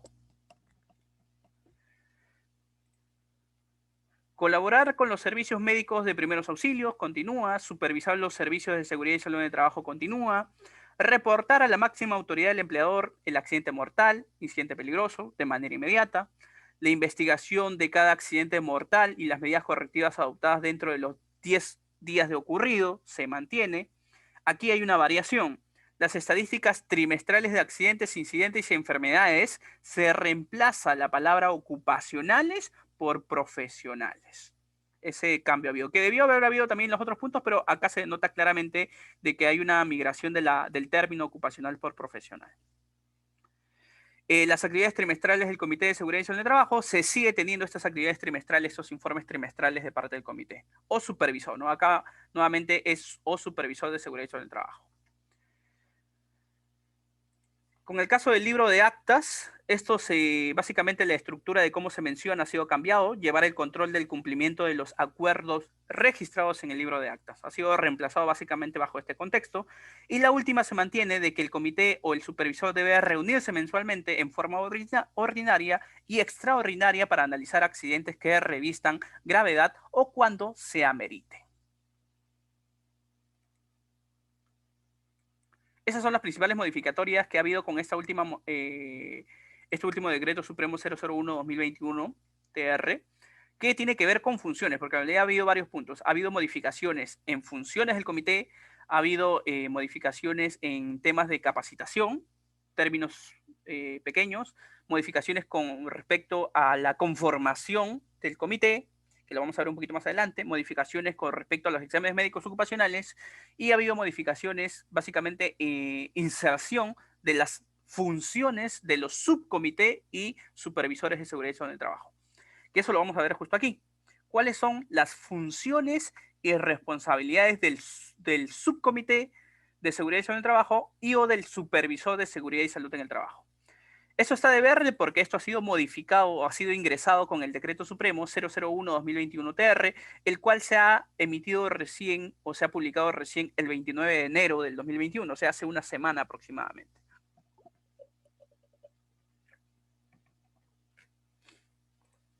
¿Qué es lo que se ha colocado ahora como funciones? el subcomité, así como el supervisor, ahora tiene que emitir sugerencias y recomendaciones al Comité de Seguridad y Salud en el Trabajo, o sea, queda como comité central, para que sean tomadas en consideración al aprobar el reglamento interno de SST, el programa anual de SST, la programación del servicio de SST, el plan anual de capacitaciones de los trabajadores sobre seguridad y salud en el trabajo, según sea el caso. Entonces, con respecto a esto, sea el subcomité o sea el supervisor, tienen que dar sugerencias, emitir sugerencias.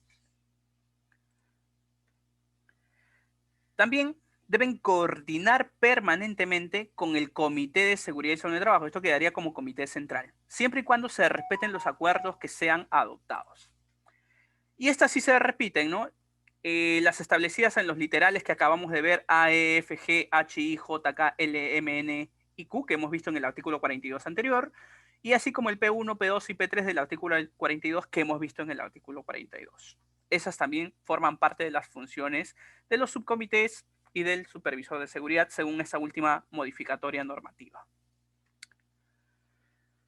¿Qué otros cambios ha sufrido la Ley 29.783? Como habíamos visto dentro de la evolución normativa, hemos tenido una sola modificatoria a la fecha de la Ley 29.783, que es la Ley 30.222. Por ahí muchos hacían la pregunta, ¿y cuál fue esa principal modificatoria o ese artículo que principalmente se modificó? Hubieron dos, uno que lo mencioné que tiene que ver con los exámenes médicos ocupacionales y la segunda que tiene que ver con el servicio de seguridad y salud en el trabajo. La ley inicialmente decía que se dispone que el empleador deba garantizar directamente la seguridad y salud en el trabajo. O sea, era el empleador el que tenía que hacerlo. Y esta nueva modificatoria de la ley que se dio en el año 2014, esta sí se dio en el año 2014, menciona que el empleador puede tercerizar la gestión, implementación, monitoreo y cumplimiento de las disposiciones sobre seguridad y salud en el trabajo. En otras palabras, podías también contratarlo con una empresa tercera. Por eso que hoy en día muchas consultoras tercerizamos justamente el servicio de seguridad y salud en el trabajo, para que el empleador, que normalmente no es el especialista y no tenga que contratar planilla adicional, pueda hacer su sistema de gestión con nosotros. Y para que quedara claro este punto, también tuvo que haberse generado en el reglamento, así que para eso se dio el Decreto Supremo 006-2014-TR, y menciona de forma, acá nos mencionaba estas dos normas, el qué teníamos que hacer, y este Decreto Supremo nos decía el cómo íbamos a cumplirlo, ¿no? ¿Cómo? La contratación de una empresa especializada para la gestión, implementación, monitoreo y cumplimiento de las disposiciones legales y reglamentarias sobre seguridad y salud en el trabajo. No libera, y este punto era específico, no libera a la empresa principal, en este caso el empleador, de su obligación de acreditar ante la autoridad competente el cumplimiento de dichas obligaciones. Significa que por más que tú puedas tercerizar el sistema de gestión, sigues siendo el que tenga que acreditar la responsabilidad ante el Estado o ante el ente fiscalizador. Sigue siendo el total responsable. Por eso que hay que tener bastante criterio con qué tipo de empresas o con qué empresas vamos a tercerizar el sistema de gestión.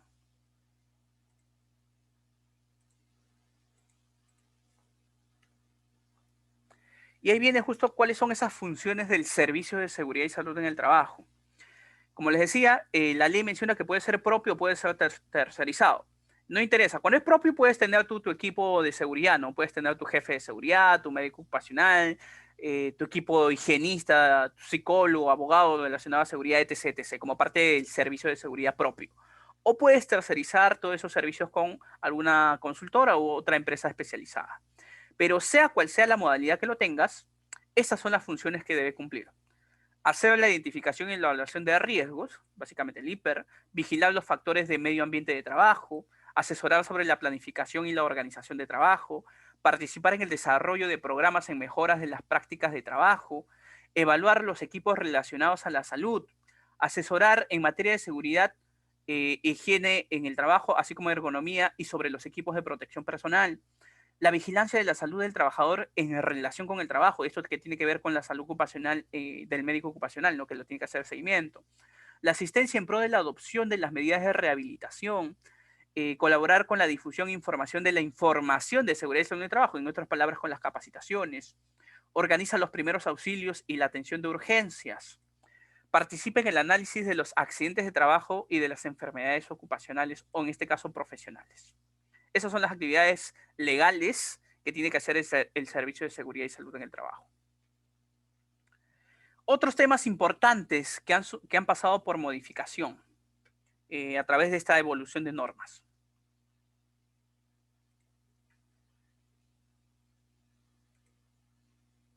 El punto 1, que vamos a considerar en este contexto, que tiene que ver con la obligación de capacitar e informar.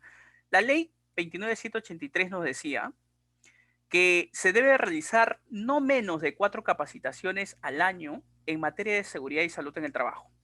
Y con respecto a eso, también hay que adjuntar al contrato de trabajo la descripción de las recomendaciones de seguridad y salud en el trabajo. Hay que brindar facilidades económicas y licencias con goce de haber para que puedan participar los trabajadores en los temas o en los cursos de formación en seguridad y salud en el trabajo. Esto nos decía la ley. ¿Qué nos decía el decreto supremo con respecto a ello? Las capacitaciones deben realizarse dentro de la jornada de trabajo. Esto sigue. Pueden ser impartidas por el empleador directamente o a través de terceros. En la descripción de las recomendaciones de seguridad deben constar por escrito, ya sea en el contrato, en forma física o digital, y debiendo entregarse a más tardar el primer día de labores. Esto puede ser a través del reglamento interno de seguridad, con el IPR de puesto de trabajo y las funciones. En el tema de capacitaciones ha habido variaciones.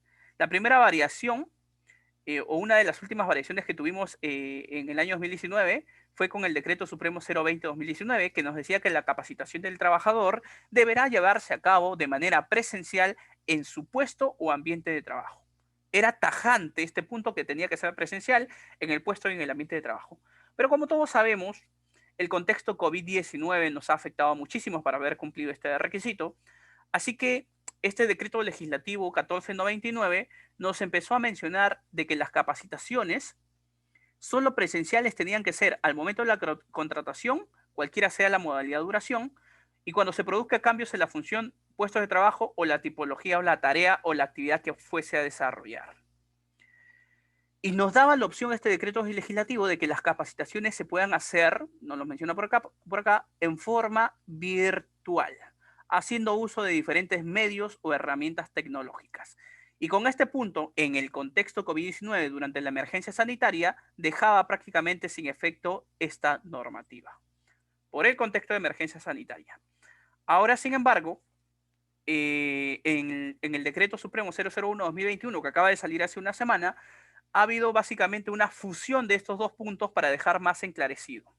Entonces, ahora se menciona, las capacitaciones tienen que ser presenciales, presenciales en este caso señaladas en el artículo 27, solo en los casos de, 1, al momento de la contratación, cualquiera sea la modalidad o duración, ¿sí? En esos casos será presencial. Cuando se produzca cambios en las funciones o puestos de trabajo o la tipología de tareas, si es que hay un cambio de puesto de trabajo o los procesos se modifican, que cambia de cierta forma los riesgos o que estén afectados a nivel de la tecnología. En esos casos se tendrá que hacer capacitación presencial. En los demás casos, menciona este decreto supremo, el empleador puede hacer uso de diferentes medios de transmisión de conocimientos. Ya no te dice específicamente que va a ser capacitación virtual, pero se sobreentiende de que puede ser virtual o utilizando cualquier otro tipo de tecnología para poder hacer transmisión de conocimientos.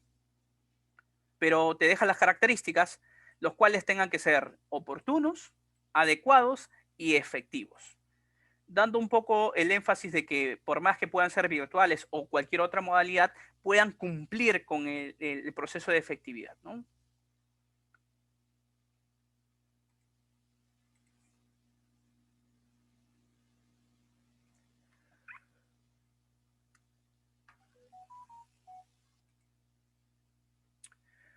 Otros puntos importantes que han tenido variación con respecto a la conservación y exhibición de registros. Este punto sí no ha tenido variación, pero ¿qué nos menciona con respecto a la exhibición de los registros y otra documentación?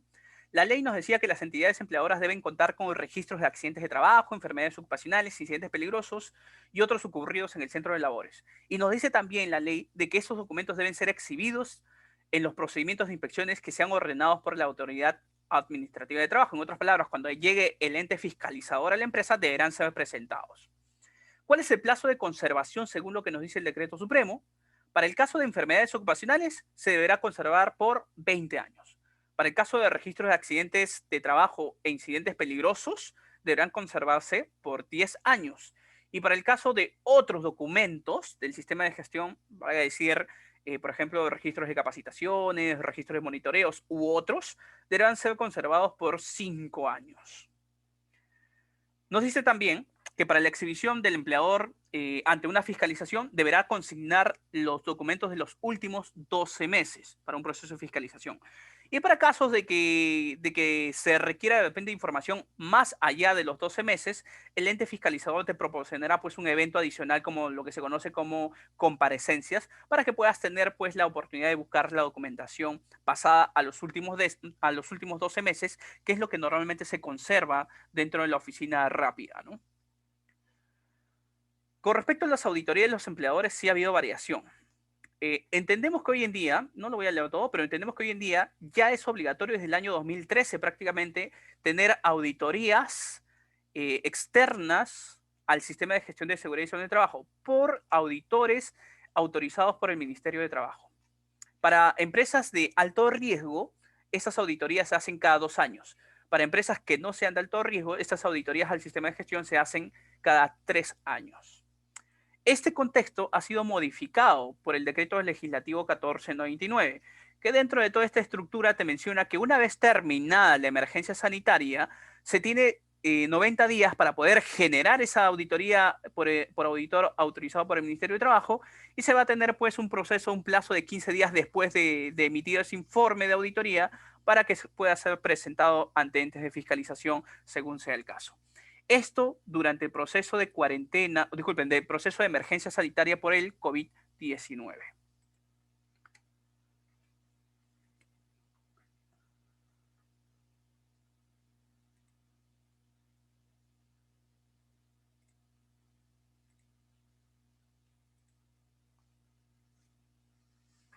Alejandro por ahí nos dice, ¿cuáles son las enfermedades ocupacionales? Las enfermedades ocupacionales va a depender mucho del sector en el cual están.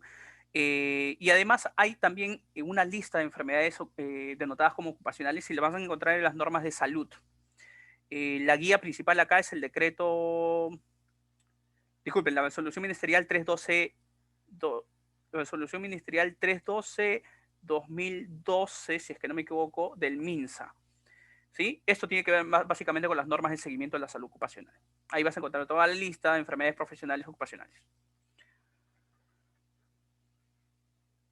Si deseas, Alejandro, no es parte del tema de realidad, pero si deseas, más adelante me puedes escribir directamente y te paso también la normativa con la lista. O aquellos que estén interesados, ¿no? Ok, punto 4 que tiene que ver con el sistema. El tema de las obligaciones de contar ya sea con el comité y con el reglamento interno de seguridad y salud en el trabajo. Los que son nuevos, como les dije en estos temas, el número que aquí tenemos que aprendernos es el número 20. El 20. ¿Por qué? Porque 20 también forma número mágico, digamos, en seguridad y salud en el trabajo. Las empresas con 20 trabajadores a más están obligados a tener comité de seguridad y salud en el trabajo y asimismo las empresas que tengan 20 trabajadores a más están obligados a tener reglamento interno de seguridad y salud en el trabajo. Los que tengan menos de 20 trabajadores tendrán que tener supervisor de seguridad y salud en el trabajo y no están obligados a tener reglamento interno de seguridad y salud en el trabajo. Por eso que el número 20 es importante.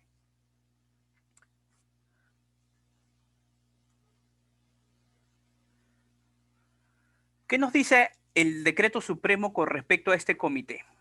Nos dice que el número de miembros del comité será mínimo de 4 personas y hasta máximo 12 personas.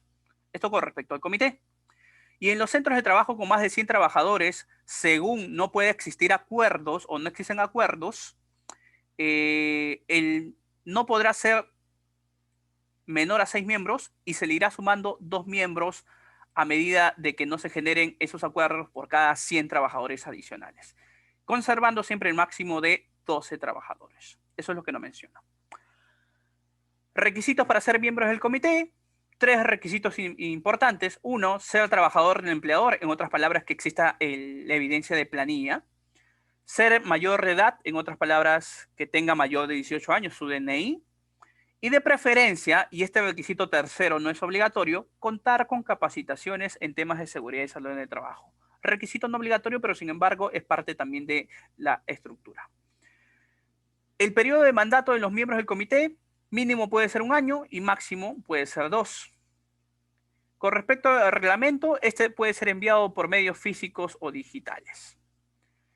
Esto es lo que ha cambiado. Para efectos de la conformación del comité, los empleadores deberán solicitar a la organización sindical más representativa que convoque a elecciones dentro de los 30 días hábiles de publicado de reglamento. Ya este reglamento fue publicado, que es el 005-2012-TR, y de no existir la organización sindical, el empleador deberá ser el que convoque elecciones dentro del plazo indicado.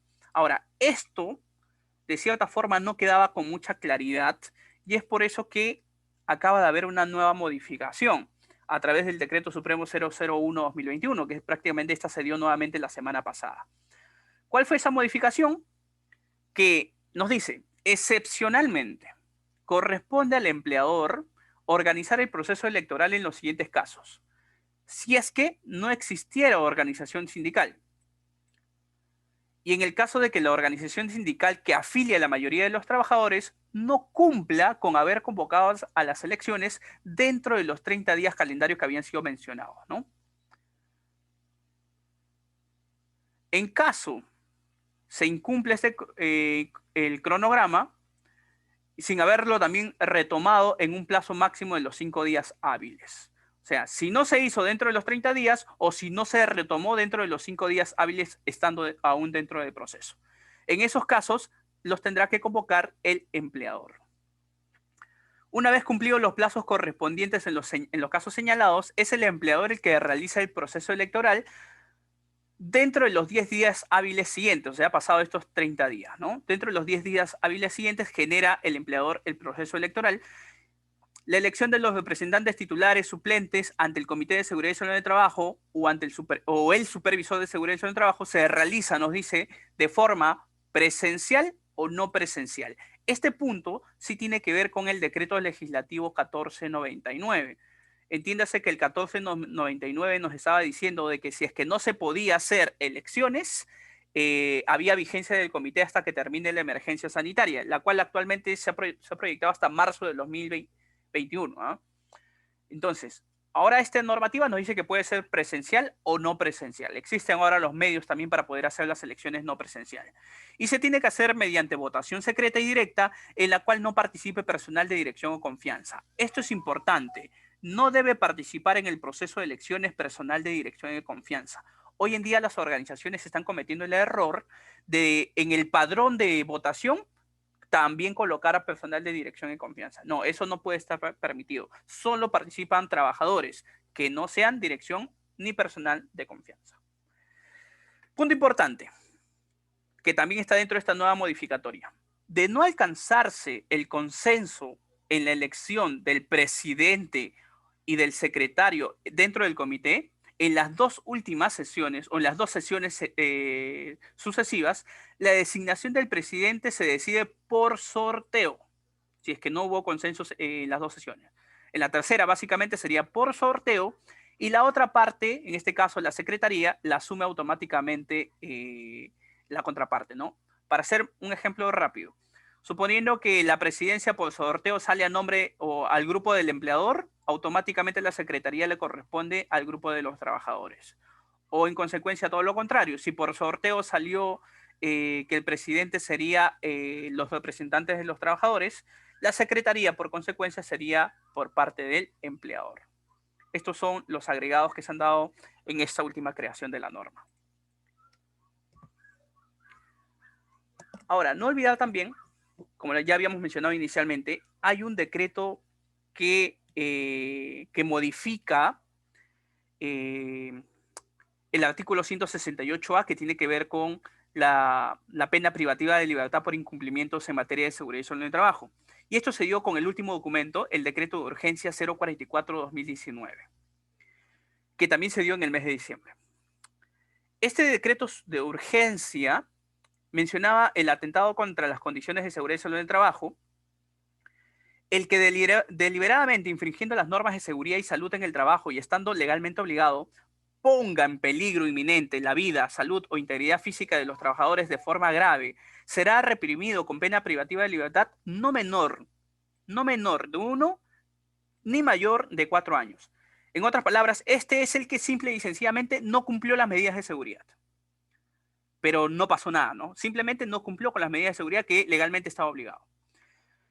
Pero este de acá va el que a consecuencia de no haber cumplido, de no haber implementado o de tener inobservancia deliberada de las normas de seguridad, causa, y acá sí, se produce la muerte del trabajador o de terceros, o le producen lesión grave, y que básicamente este resultado se pudo haber prevenido, la pena privativa de libertad será no menor de 4 años ni mayor de 8 años. Este para el caso de muerte. Y no menor de 3 ni mayor de 6 años para el caso de lesión grave. Estos son por incumplimientos que terminaron en un accidente, sea mortal o sea grave. Y esto es simple y sencillamente por incumplimientos.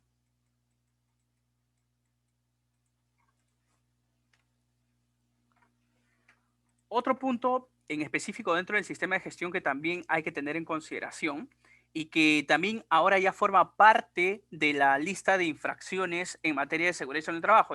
Este año, disculpen, en el año 2020 fue agregado una nueva lista de infracciones que tienen que ver justamente por el incumplimiento a la seguridad con las contratistas, subcontratistas, empresas especiales de servicios, cooperativas de trabajadores y otros. Significa que no solamente se trata de que tú como empresa tengas que cumplir con la ley 29.183, sino también que asegures que con las empresas que estás trabajando también cumplen con esta ley. El empleador, en este caso el principal, garantiza, según la ley 29.183 en el artículo 68, el diseño, la implementación y evaluación del sistema de gestión de seguridad y salud en el trabajo de las empresas con las que trabajan. En este caso, contratistas, subcontratistas, empresas especiales de servicios, cooperativas de trabajadores y otros. Garantiza el deber de prevención como empresa principal y por parte de sus otras empresas terceras.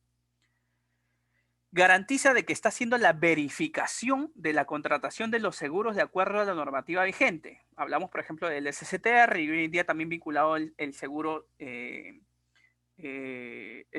salud, ¿cómo le llaman este? El seguro Vida Ley, que también está vinculado. El empleador garantiza la vigilancia de cumplimiento de la normativa legal vigente por todas las empresas con las que trabaja. De incumplirse esto, como les menciono, hoy en día, a través del proceso de fiscalización, también es multable. En caso de incumplimiento, este punto es importante, la empresa principal es la responsable solidaria frente a los daños e indemnizaciones que pudieran generarse. Para entender este punto, en caso, por ejemplo, una empresa proveedora, un trabajador de una empresa proveedora se accidente, cumplen y cubren todos los gastos y lo relacionado con el incumplimiento de ley, lo debe cumplir su propio empleador del tercero, pero solidariamente también lo debe cubrir como responsable la empresa que lo contrató. Por eso que hablamos de que también debe asumir esos daños e indemnizaciones generadas por haber incumplido estos puntos en específico.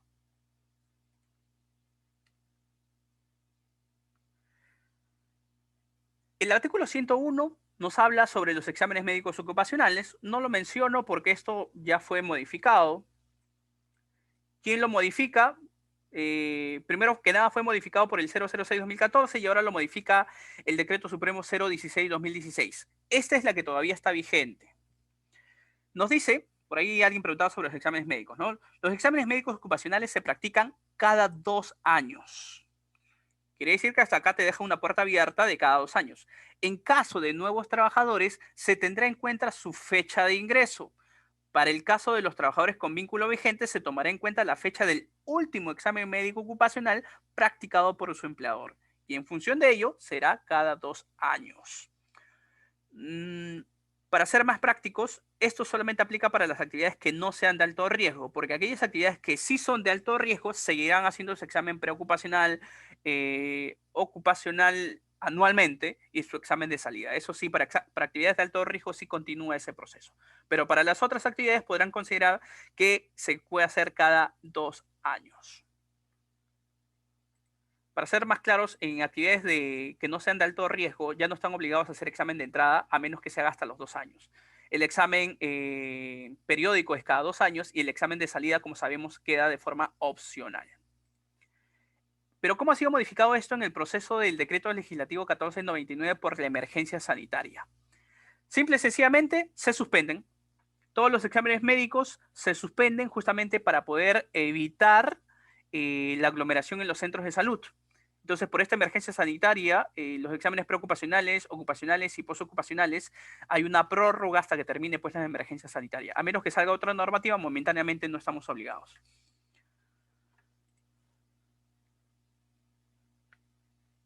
Con respecto a exámenes médicos, también hemos tenido una modificatoria en el Decreto Supremo 001-2021.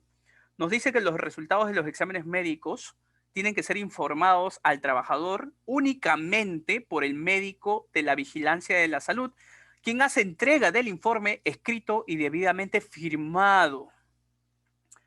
Este punto, en el 2020, también ha sido agregado ya como una infracción a la seguridad y salud en el trabajo. El no entregar los resultados de los exámenes médicos a los trabajadores ahora también es una infracción muy grave en materia de seguridad y salud en el trabajo. Disculpen, una infracción grave en materia de seguridad y salud en el trabajo.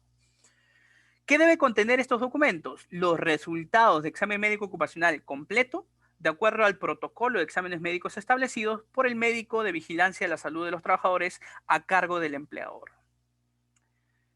El certificado de la aptitud médico ocupacional de la evaluación física, psíquica del trabajador para el puesto de trabajo en los casos de evaluación médica preocupacional y periódica o el informe médico ocupacional en el caso de la evaluación médica de retiro.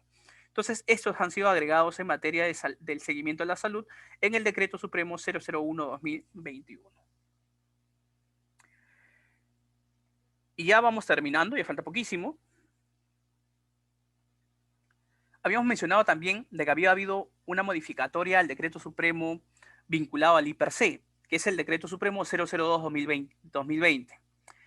Si bien habla sobre el tema agrario, disculpen, esta no habla del sistema, esta habla, disculpen, esta de aquí habla de modificaciones en el sector agrario, pero la disposición complementaria sí modifica artículos para toda la organización en materia del IPRC, a todas las organizaciones en materia del IPRC.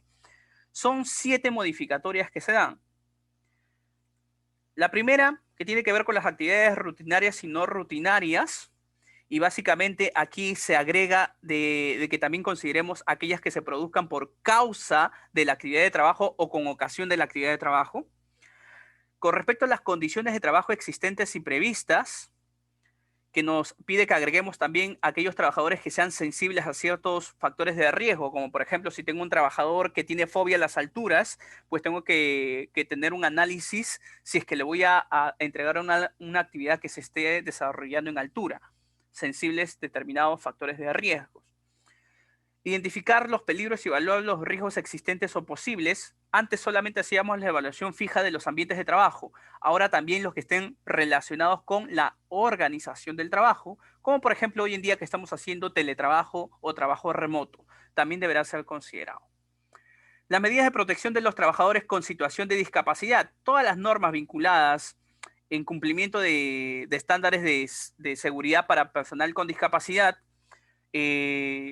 los estándares vinculados a los factores de riesgo para la procreación y el enfoque de género y la protección de trabajadores adolescentes. Estos puntos también deberán ser considerados en adelante en el IPRC.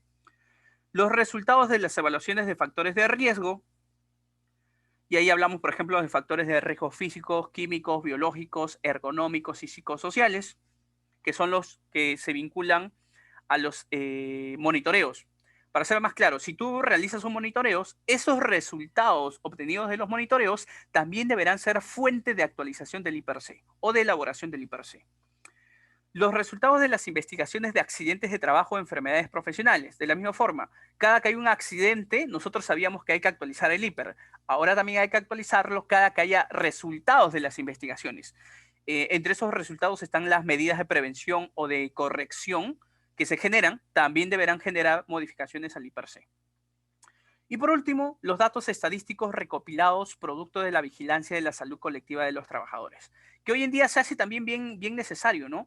Ya desde el año 2011, 2012, que se venían haciendo los exámenes médicos ocupacionales, se tenía índices y se tenía información estadística de que los trabajadores, más del 70% de los trabajadores de todas las organizaciones en promedio, tenían problemas de obesidad o problemas de sobrepeso y que si no es por el contexto de COVID-19, no le tomamos la importancia necesaria, ¿no? Entonces, todos estos datos estadísticos en general, también que formen parte de la vigilancia de la salud, deberán ser la fuente para actualización del IPRC. Bueno, como les había mencionado, nuestro sistema de gestión basado en Ley 29783 tiene un enfoque, tiene una estructura basado en OSAS 18001, que a medida de todas esas modificaciones ha ido orientándose también a la ISO 45001 versión 2018. Esta es la estructura que ya desde septiembre no la volveremos a ver, que tiene que ver con OSAS 18001, ¿no? Esta es la estructura de OSAS enfocada a la Ley 29783. ¿Qué te pide la visión inicial o el diagnóstico, el alcance? Estos normalmente son de OSAS. La ley no los tiene, pero estos son de OSAS. Desde acá sí los tiene la ley. El diagnóstico, el alcance, política, tener planificación, tener el IPER, tener una matriz de requisitos legales y otros requisitos, objetivos y programas. Esto todo lo hemos visto que nos pide la ley. Hay que definir cuáles son los roles y funciones, que también lo hemos visto como parte del comité. El entrenamiento y competencia también lo hemos visto. La comunicación y la participación en la consulta. El control documentario, cuál es toda esa documentación que hay que tener. Artículo 32, no se olviden documentos, y artículo 33, registros. El control operacional como medidas de control del IPRC. Este es el plan A, ¿no? Y siempre tenemos el plan B en caso falle algo del control operacional que tiene que ver con el plan de emergencias, nuestro plan B, el plan de emergencias. El seguimiento y medición de lo que hemos implementado, la evaluación del cumplimiento legal, cómo se estamos yendo, la investigación de los accidentes de trabajo y enfermedades ocupacionales, las no conformidades o las medidas de acción correctiva que se estén proponiendo, el control que se esté haciendo en los registros, la auditoría interna o auditoría también por auditor registrado ante el Ministerio de Trabajo. Y por último, la revisión por la dirección, que es importantísima, en este caso por el empleador, que se propone con el servicio de seguridad mínimo anualmente y con el comité de seguridad y salud del trabajo, como lo han visto, trimestralmente. Eso es todo lo que hemos visto, que tiene que ver con el sistema de gestión de seguridad y salud del trabajo basado en Ley 29783 y las últimas modificatorias que se han dado. Muy bien, señores, una vez más agradezco a todos y cada uno de ustedes por habernos acompañado en el webinar de esta noche, esperando también que haya sido pertinente la información, que haya sido de su agrado, si bien es cierto ha habido bastante tema normativo porque es parte de lo que estaba orientado.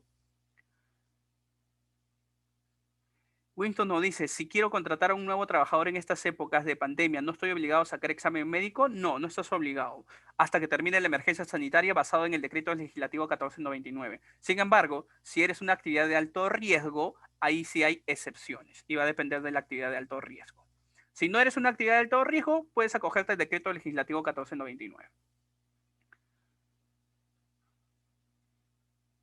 Ahora, no se olviden también del decreto Winston, del decreto supremo 016-2016, que ahí menciona de que si ingresa un nuevo trabajador, ese examen de entrada tienes la opción de hacerlo todavía a los 2 años después de haber ingresado, si es que no eres una actividad de alto riesgo. Ahí sí hay una discusión y va a seguir siendo una discusión constante, especialmente con los profesionales de la salud, puesto que un profesional de la salud va a mencionar siempre de que es necesario sí o sí tener un examen de entrada para poder tener un historial de cómo ingresa el trabajador. Pero entendamos que esa modificación de la norma se dio por presión de las empresas, no netamente por preocupación a la salud ocupacional.